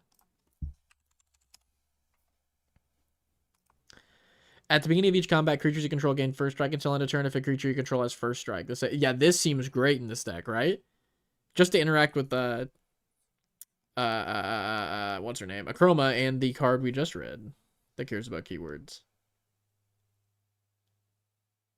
Odric Bloodcurse. Yeah, Odric and Odric Bloodcurse seem like a no-brainer, right? Then you just get like a ton of keywords, ton of blood tokens. I don't know. That seemed good. Olivia's Attendant. 6-drop, 6/6 menace when it deals combat damage to a player. Oh, when it deals combat damage. I never read that it wasn't to a player. Boy, that's really good. Create that many blood tokens. Pay 2 in a red. Olivia's Attendant deals 1 damage to any target. Damn. Reckless Fire Weaver turns our blood tokens into pings. Scion of Opulence, 2 in a red, 3/1 when it enters the battlefield. Or another creature, or another, oh no, sorry, when it dies or another vampire you control dies. Create a treasure token, pay 1, sacrifice 2 artifacts, exile the top card of your library, you may play that card. It should make blood tokens. All the vampires should make blood tokens. Valderan Ambusher, 2 and a red for a 2/2. When Valderan Ambusher enters the battlefield, if an opponent lost life this turn, it deals X damage to up to 1 target creature, where X is the number of vampires you control. That seems good. Can't believe Gotcha hasn't been used as flavor text before this card. It's really good. Valderan Duelist. 3 and a red for a 3/2 haste. When Valderan Duelist enters the battlefield, target creature can't block this turn. Again, you're playing this for 1 red, so sure. Again, that might be one to take out, though. Martyr of the Dusk and Valderan Duelist are the 2 that I'm like, not sold on. Valderan Aperture, just a 1-drop that makes a blood token, sure. Valderan Thrill Seeker, 2 in a red, 1/1, backup 2, so you can give target creature 2 1/1 counters and the following ability to pay 1, sack this creature, and deal damage equal to its power. It seems good just to get like a last bit of damage in, and it's a vampire, so why not? And Welcoming Vampire will let us draw cards when we play small creatures. Moving on from that, we got sorceries. Brilliant Restoration, 3 and 4 white to return all artifacts and enchantment cards from your graveyard to the battlefield. Do you have a lot of artifacts and enchantments? 8 enchantments, 13 artifacts. I think you could probably drop that. I don't think that's that great in this deck. Unless I'm missing something, but I don't think that's that great. Dismantling Wave, 2 and a white for a sorcery. Each opponent destroys... for each opponent, destroy up to 1 target artifact or enchantment that player controls. This is such a good card for 3 mana. Cycles for 6 and 2 white to destroy all artifacts and enchantments. Yeah, Dismantling Wave is really solid, actually. Strike it rich, create a treasure token, flashback, sure. As far as instants are concerned, we got Aerobatic Maneuvers. Acrobatic. I was like, Aerobatic doesn't sound right. 2 and a white, it's a blink spell that draws you a card. What are we trying to blink exactly? I'm guessing... Yeah, a lot of stuff, actually. A lot of these vampires have ETBs. So, yeah, any of our vampire ETBs. Not bad. Maybe take this out for, like, a Cloud Shift, though. I don't know if 2 extra mana to draw a card's worth it. Or just take it out for a Teleportation Circle. Because if you're going to run a blink spell, this is literally 1 more mana than the one you're choosing to run. But it also just guarantees get you a blink at the end of your turn, so you can just keep using these ETBs on your vampires. That seems like a better option to me. Angel Song, prevent all combat damage that will be dealt this turn. Cycling, sure, why not? Boros Charm is going to be great. Deal 4 damage. Each creature deals damage. No, that's not this one. Boros Charm deals 4 damage to target player, or permanents you control gain indestructible until end of turn, or target creature gains double strike until end of turn. Is it the Rakdos Charm that has their creatures deal damage to their owner? I love that one. Flick a coin, deal 1 damage to any target, create a treasure token, draw a card. Again, this is going to come out for 1 mana in your deck, so sure. Again, Acrobatic Maneuvers will come out for 1 mana as well, but Teleportation Circle will come out for 1 mana as well. So that's like that seems real good in this deck. Boros Charm is the best charm. Yes, that's Rakdos Charm. Rakdos Charm is real good. Path and Swords, and Vampire's Vengeance. 2 and a red instant. Vampire's Vengeance deals 2 damage to each non-vampire and create a blood token. Sure, but 1 mana for that? Sure. As far as artifacts are concerned, we got Arcane Signet. Blood Clock. What is this? 4 for an artifact. At the beginning of each player's upkeep, that player returns a permanent he or she controls to their hand unless they pay 2 life. I like it for flavor because it's a blood clock, and this is a blood deck. I think that's cool. The card, though, I think could probably get cut if you're not, like, super attached to it. Ceremonial Knife, just an equipment that makes blood tokens. Collector's Vault will give you treasure tokens. Conjurer's Closet's already in the deck, so excuse the hell out of me. But I think Teleportation Circle, also very good in this deck. Gold Vein Pick gives you treasure tokens. Hazoret's Monument has red creatures cost 1 less, and you draw a card, discard a card when you cast a creature. Monument to Endurance has whenever you discard a card, choose one that hasn't been chosen this turn, draw a card, create a treasure token, each opponent loses one. These are, of course, to interact with the blood tokens discard a card effect. Since our commander makes spells have affinity, then we should not overlook good X spells. Ascend from Avernus, Duelist Flame, Hell to Pay. Ooh. That's a good point, actually. I always forget that the cost reduction affects X. That's really, really good.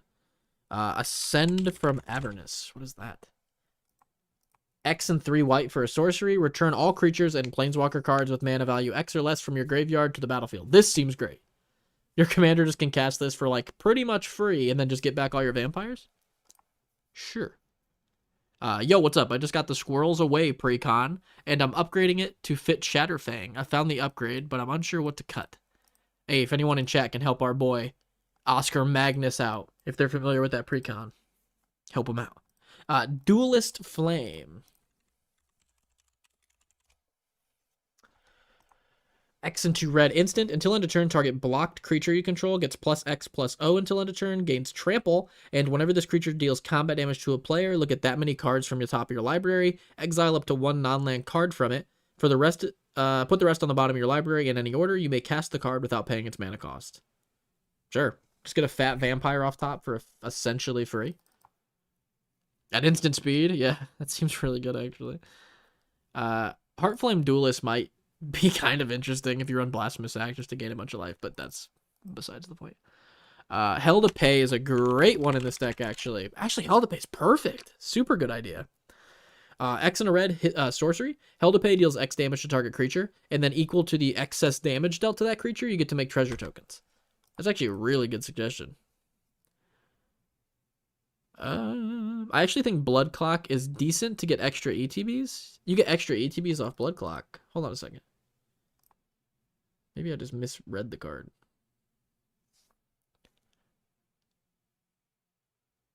Oh. Oh, I was reading it like this affected opponents. This affects you as well. This is like an erratic portal, except you get to do it for free and it could potentially punish opponents. Never mind. I take that back. Blood Clock's actually really, really good. Especially in this deck, because it'll come out for free. And then it'll just start bouncing some of your big stuff that you can also play for essentially free. Ooh, yeah. Never mind. I totally take back what I said. That's actually really, really good in here. Racer's Scoreboard. 4 for an artifact, start your engines. When this artifact enters, draw 2, discard. At max speed, spells you cast cost 1 less to cast. I don't think you need this. Right? I feel like your deck is going to have so much cost reduction that you do not need the cost reduction from this, especially when it's just colorless cost reduction. Sure, you can cast it for free and get a free draw 2, discard a card, which can interact with your deck very well. But I feel like you could get that from another one. I don't know if I'm sold on Racer's Scoreboard. Sanguine Statuette. 1 in a red artifact. When it enters, make a blood token. That's great. You just get 2 artifacts right there. Whenever you sacrifice a blood token, you may have Sanguine Statuette become a 3/3 vampire. This is just good. This is just going to be a 1 red to make 2 artifacts, essentially, in your deck, which makes all your stuff cost 2 less. Sure. Soul Ring, Swiftfoot Boots, Transmutation Font's going to be good. Because essentially, again, you play this for free. Yeah. Tap to create your choice of a... oh my god, I gotta sneeze. That's what it was. My voice stopped, and I was like, why did my voice just cut? And then I'm like, oh, I got a gnarly sneeze coming. Okay. Tap it. Create your choice of a blood token, a clue token, or a food token. Pay 3 and tap it. Sacrifice 3 artifact tokens with different names. Search your library for an artifact card and put it onto the battlefield. Yikes. Oh, what about the artifact creature that does this? What's that one called?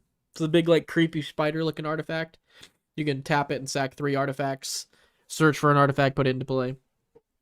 If you're looking for another one of those effects, that would be pretty good, too. Instead of Scroll Shift, how about another round to go wild with Affinity? Another round? What is that? Oh, I completely misspelled that.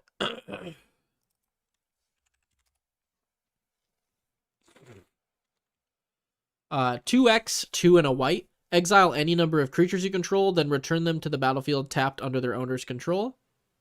Wait, they're not tapped. Why did I read tapped? Exile any number of creatures you control, then return them to the battlefield under their owner's control. Then repeat this process X more times. What? I have not seen this card. Or if I did, I just read it as like a one-time blank. Oh, great suggestion. This actually seems very gross in this deck. Anointed Possession. That's the make like angels instead of your other stuff, right? No, if you would make one or more tokens, make that many. Twice that many. $45 card. Good grief. Mondrak. Again, double your token creation. $33. Yikers. Glory Dominus. I'm seeing a theme here. Oh, that's the same name. My bad. Inspiring Statuary.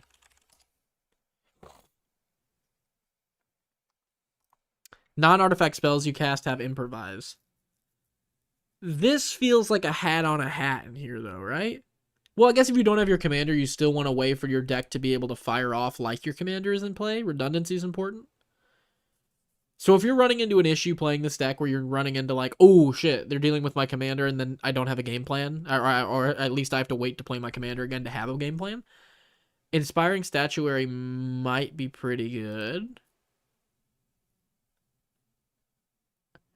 Are there any red spells or creatures that make tokens of a legendary creature and makes it non-legendary?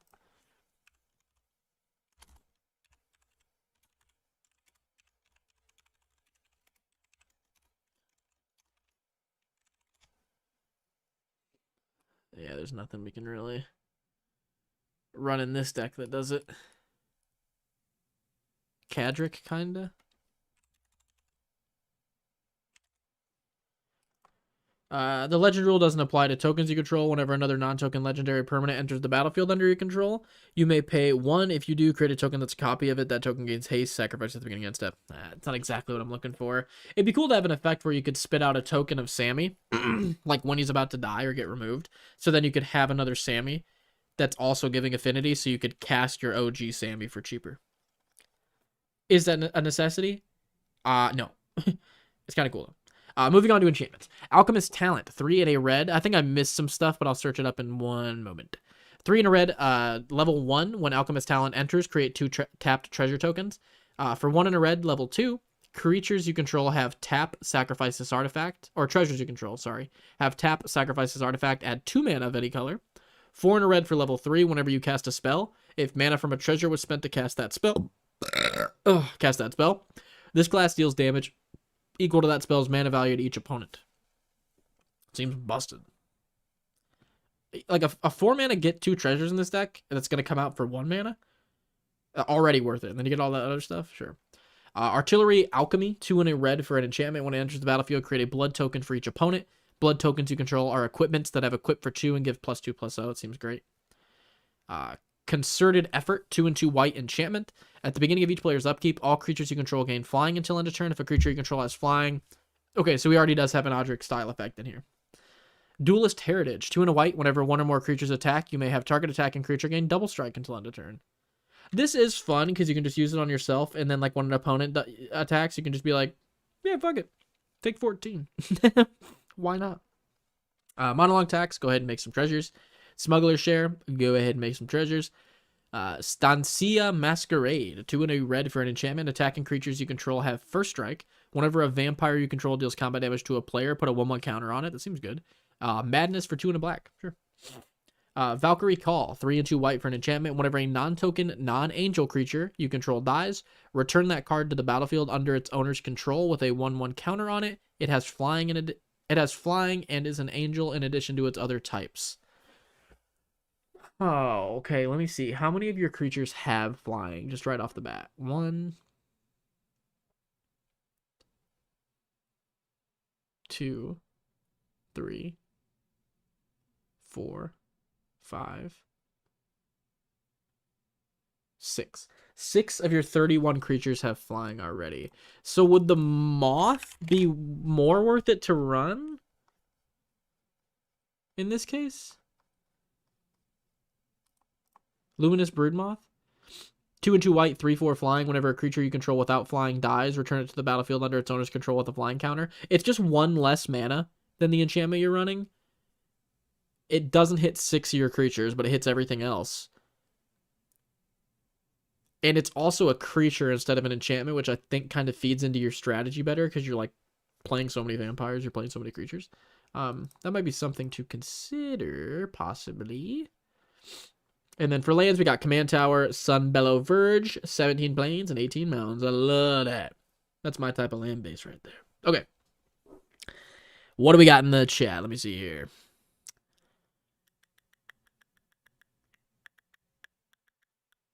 Helm of the Host is the best you can, the best you got, I think. Helm of the Host? Yeah. I think Helm of the Host is actually pretty good in here, though.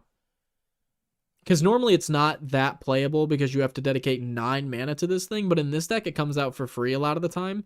So it's essentially just a 5 mana aura it's acting like, because it'll just be a free spell you play equipped for 5. Start making copies of your commander, which I don't think is the strongest thing in the world because your commander's already going to be doing so much, but I think making copies of like most of your creatures each turn is going to be like incredibly good. So that's definitely one to consider.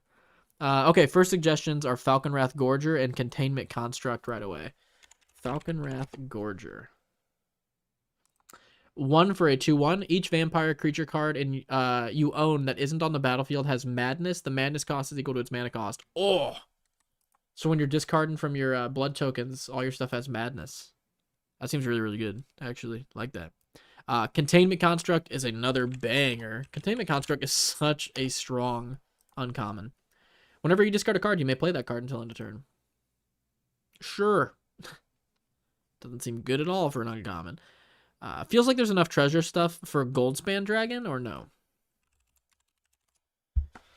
3 and 2 red, 4/4 flying, haste. Whenever Goldspan Dragon attacks or becomes the target of a spell, create a treasure token. Treasures you control have tap, sacrifice this artifact, add 2 mana of any color. I would think so. I feel like I saw a lot of stuff that searched for treasures in this deck, or that made treasures in this deck, but maybe not. Let me try to like quick scan really quick. Treasure token, treasure token,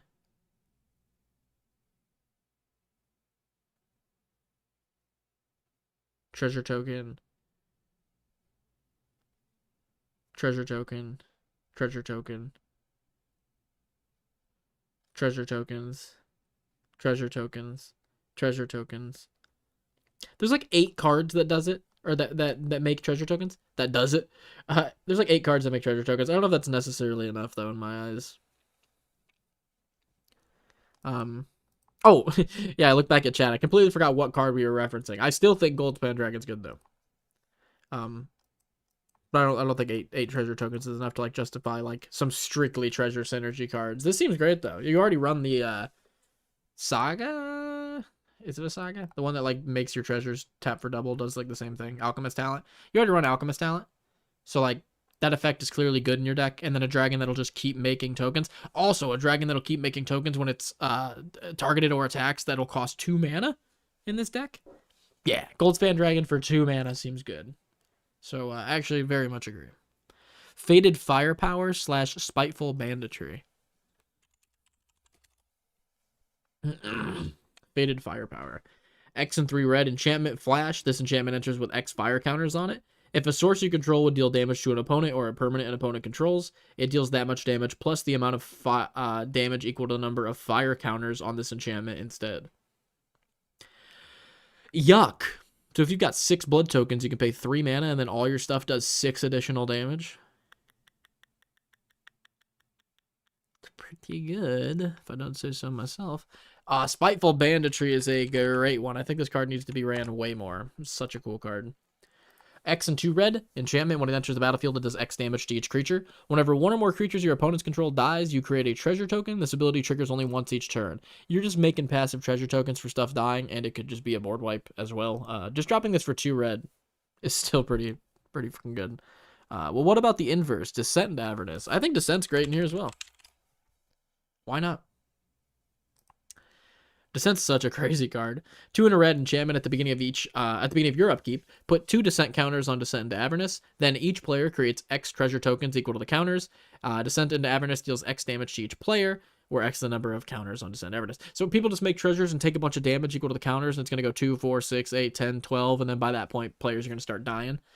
Descent into Avernus just speeds up the game incredibly just alone. Also, Screw Conjurer's Closet, Teleportation Circle, run Nahiri's Resolve. Nahiri's Resolve.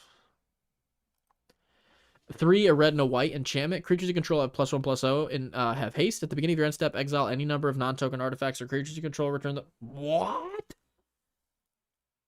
I have not seen this card. What? It's an Anthem that just does a Conjurer's Closet on any number of things? Oh, great suggestion. LJL, you're popping off with the suggestions tonight. This is fantastic in this list. This is just a red and a white in this list. For like one of the craziest cards I've ever read. Oh my god. That's really good. Crackle with Power as a precon? I could see that in this list. I said as a precon, as a win con.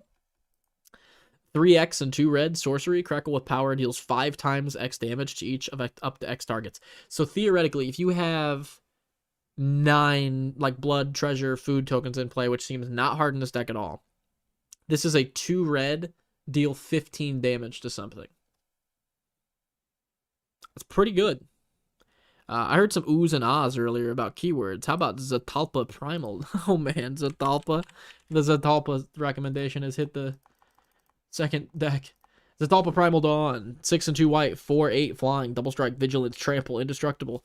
I guess. I don't... Oh, actually, I was going to say, I don't know if he has a way to cheat it into play. Doesn't matter. Everything's dirt cheap in this deck because of your commander. This is going to be a 2 white for a 4/8 flying, double strike, vigilance, trample, indestructible. Hey. If, what's this guy's name again? If Rush Hour 33 is into that, I actually don't blame him. That's actually kind of cool. I saw a Goldvein pick in there. Instead, you could do Beamtown Beatstick and or Diamond Pickaxe. I think Beamtown Beatstick is probably going to be the better option here. 1 red for an equipment. Equipped creature gets +1/+0. Has menace whenever it deals combat damage to a player or battle. Create a treasure token. Extra good because you run the double strike enchantment, don't you? Yeah, Duelist Heritage. So you can get that to trigger twice. Get 2 treasure tokens. Give something menace. That's pretty good. What about... Wait a second. Screw both of those. What about the one that makes treasure tokens equal to the damage dealt? The equipment.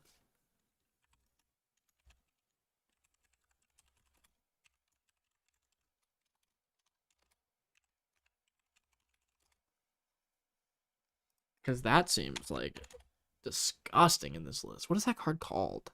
Reaver Cleaver. Thank you, DST. Reaver Cleaver seems gross in this list.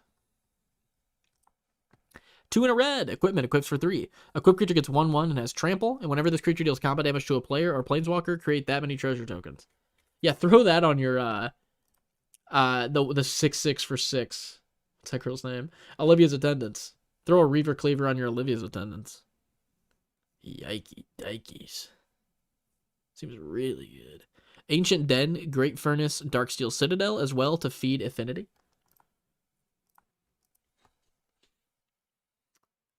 Ancient Den. Oh, the lands. Yep. Artifact lands are a good idea. Great Furnace is another one. Darksteel Citadel is the indestructible thing, right? Oh, Darksteel Citadel is the land. I don't know how I always forget that. I always think it's the one that gives all your creatures indestructible, but that's Darksteel Forge. I don't know what that one is. Akroma's Memorial, Blade of Selves. Oh, Akroma's Memorial seems great in here. 7 for a legendary artifact. Creatures you control have flying, first strike, vigilance, trample, haste, protection from black, and from red. And this deck can come out for free very easily. And then just, yeah. I think the opponent's pretty much gone at that point. Blade of Selves. 2 for an artifact equipment. Equip creature has Myriad and equip for 4. Yeah, that'll interact with a ton of your stuff. Yeah. You kidding me? Again, give your Olivia's Attendants Myriad. But, like, give Midnight Arsonist Myriad and start blowing up more and more artifacts. Give Voteran Ambusher Myriad, Forerunner Myriad. Like, there's a ton of interactions with that. I actually think that's pretty good. What about the one that just gives all your creatures Myriad? The enchantment. I normally am not a fan of that card, but in this deck, it'll be so cheap to play it that it actually seems like incredibly good in this list. Yeah, Legion Loyalty. Creatures you control have Myriad. In this deck, it'll come out for 2 white, and then just give all of your vampires Myriad. That's actually nuts. Sentinel Sarah Leons and Albu Ancient Witness both win games easily. Yeah, the Ancient Witness seems great to deal some damage for artifacts. Sentinel Sarah, what does that one do? It's like the Boros Fallout girl. Yeah. 3 a red and a white 4/4 haste. As long as an artifact entered the battlefield under your control this turn, creatures you control have +2/+2. It's really good. Battalion. Whenever Sentinel Sarah Leons and at least 2 other creatures attack. I like Battalion a lot. Sentinel Sarah Leons deals damage equal to the number of artifacts you control to the other player. Yeah. And then Alabu does something very similar. Whenever 1 or more artifact creatures you control attacks, Alabu deals X damage to any target, and you scry X, where X is the number of tapped artifacts you control. Alabu's so good. 26 cents. She's such a cool looking card. Love that card. Is it originally from Strixhaven? What's it from? Commander 2021. Is that Strixhaven? It has to be. It looks like some Lorehold shit. Chroma's Memorial Blade itself, Sentinel Sarah Leons, Sunshot Militia, and Garipur Aether Grid both seem pretty decent. I've kind of lost interest in Garipur Aether Grid, just because all the times I tried to run it, it just felt so slow. I do like Sunshot Militia because it's on a body. So, like, having a Garipur Aether Grid effect on a body, I just like better, just because I feel like it can do some more damage. She is from Arcavios. Is that where Strixhaven is, if I'm not mistaken? Dude, this commander is so cracked, I might do a budget build and abuse the X spells. Yeah, it actually is kind of crazy how fast this commander actually just gets out of hand. The fact that it has double stripe and vigilance too is just like a... Sure, they like want you to throw a bunch of equipments on him, but you're just like, now I'm going to play Vamps for like no mana at all. Arcavios is the Strixhaven plane, yes. Jaw Relentless Predator. Is Jaw not blue? He's red? What? 3 and 2 red for a legendary creature shark, 5/5, trample, haste. When Jaws deals combat damage to a player, create that many blood tokens. That seems fantastic. Whenever a non-creature artifact is sacrificed or destroyed, Jaws deals 1 damage to each opponent. Yeah, Jaws is great in here. Holy shit. It's like a perfect card for this deck. This is definitely a commander where you want all the protection, though.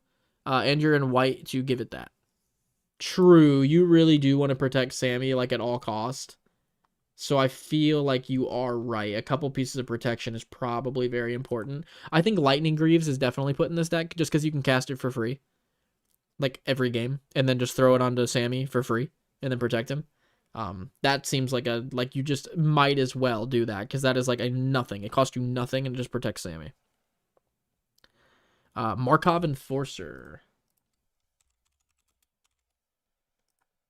Ooh, 4 and 2 red for a 6/6. When Markov Enforcer or another vampire enters the battlefield under your control, Markov Enforcer fights another creature. Whenever a creature dealt damage by Markov Enforcer dies, create a blood token. That seems like an incredibly good card in here.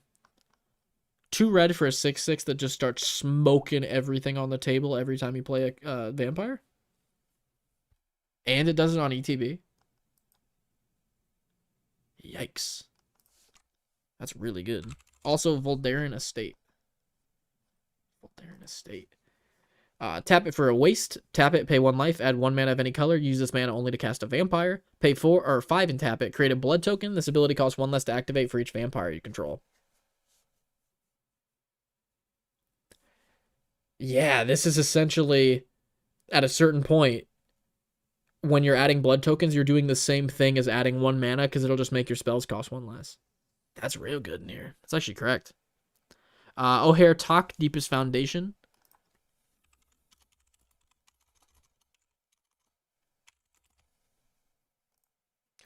Four and 2 white, 6/6. If one or more creature tokens will be created under your control, create 3 times that many creature tokens. Yeah, it's creature tokens, unfortunately, though. Plus Myriad. True. This works really, really well with the Myriad thing. I wish it worked with the blood tokens, though. O'Hare Talk is insane. 3 times the amount of tokens is actually, like, we don't need that. I don't think we need all that. I don't know if it's good, but Blast Furnace Hellkite seems fun. Blast Furnace Hellkite. 7 and 2 red, 5/5. Artifact Offering. You may cast this spell as though it had flash by sacrificing an artifact and paying the difference in its mana cost. Just crack a blood, even though it's because it's going to cost 2 anyway in this deck, and then flash it in. Flying, double strike. Creatures attacking your opponents have double strike. Ooh. Yeah, I think that's incredibly good in here. That's like a win con. You just swing all out. And then someone's like, block here, block here, block here, take the rest. You're like, I'm going to go ahead and crack my blood token, flash in a Blast Furnace Hellkite for 2 red. And now all my stuff has a double strike. Sorry. Curse of Opulence for ramp and artifacts.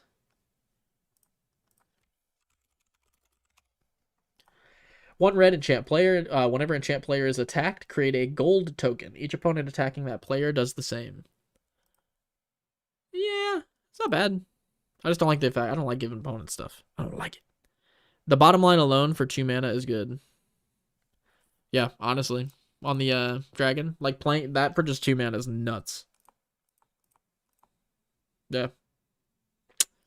That's pretty fucking good. Ragost Deaf Gastronaut might be interesting. What the fuck is that? Gastronaut? Is that what you just said to me?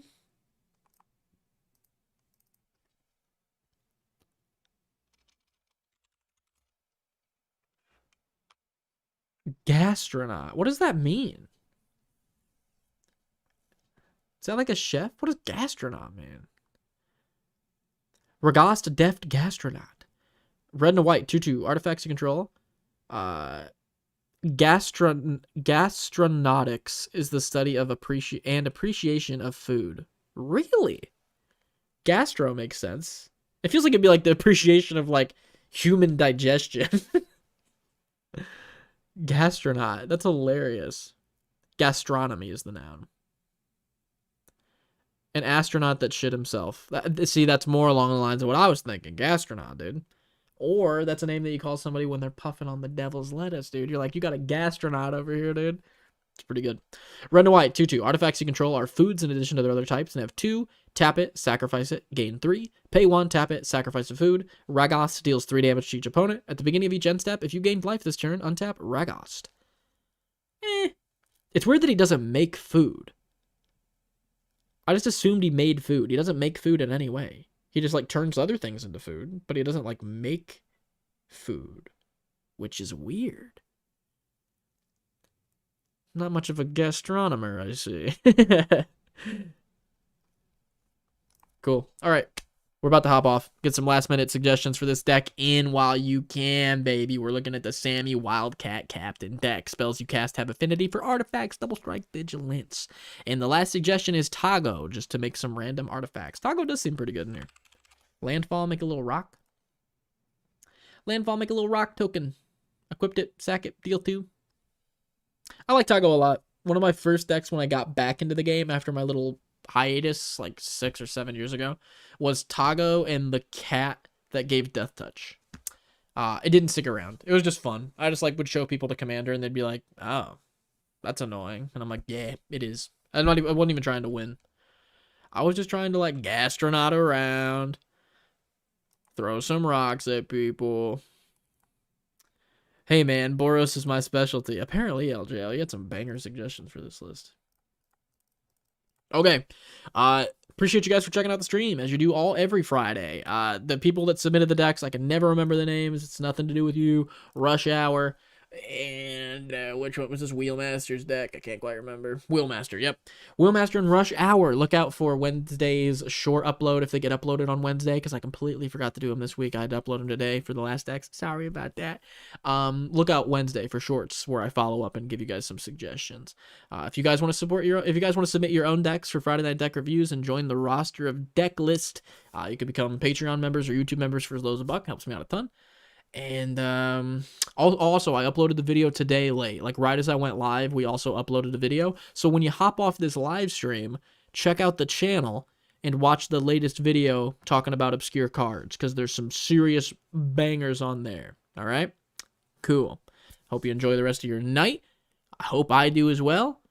Try to get some sleep. Brother's coming over tomorrow. We're going to try to finish up some video ideas. We're going to finish up one of the Scryfall tool so we can get it launched by February, which is a couple days away, and run some test gameplay on a deck that we are working on a video for. So that'll be fun. Hope you guys have a good night. Hope you don't get called in, Yorsum. You get to relax, and everybody gets some sleep out there. All right? Oh, 1 second. Let me check chat really quick. Oh, there's one thing I wanted to ask. How much do you know about 40k lore? Because there's a deck I want to submit, but it's all 40k themed. I don't know anything about 40k lore, like, not a thing. I shouldn't say that. I know ogre lore, because, like, people were just talking to me about it at the shop, like how, like, colors dictate what they do, and, like, there's, like, if they believe something hard enough, it's real. That's the only piece of lore I know. I am very interested in 40k lore, so definitely, like, still submit the deck and just kind of walk me through it in chat, explaining some of the lore stuff, because, yeah, it seems pretty messed up from what I've seen. I saw some artifact theft. What about Treasure Nabber, Jessica's Will? Okay, we'll look up Treasure Nabber and Jessica's Will, and then we're going to hop off. Treasure Nabber. 2 and a red, 3/2. Whenever an opponent taps an artifact for mana, gain control of that artifact until the end of your next turn. It's not bad. I thought Treasure Nabber was going to be way bigger of a problem than it was when it released. When I saw the spoiler, I was like, this is going to be nuts. Then played with it, and I was like, oh. It's alright. Jessica's Will. Make a bunch of mana or exile the top 3 cards and play them until end of turn. I don't know if this is really necessary. Everything costs so dirt cheap that, like, this essentially just feels like a 1 mana impulse draw for 3, which is good, but I feel like you could find some better impulse draw, like Commune with Lava. I still don't even think you should run Commune with Lava, but just for example, you could, like, dump all your mana into Commune with Lava and just, like, exile a bunch of stuff and play it, and I still don't think that's really even good enough. So I'm not really sold on Jessica's Will in this deck. It's such a strong card, so it's weird to say that, but, like, it almost feels like a hat on a hat. It feels like a win more card in this list. Anywho, go check out the video we uploaded tonight, guys. Appreciate you guys a ton. Hope you guys get some good sleep. I'm going to try to. And, yeah, thanks for submitting the decks. Hope you got some good ideas from this. Appreciate the chat. You guys always come in clutch. And I'll see you guys. Peace. Have a good night.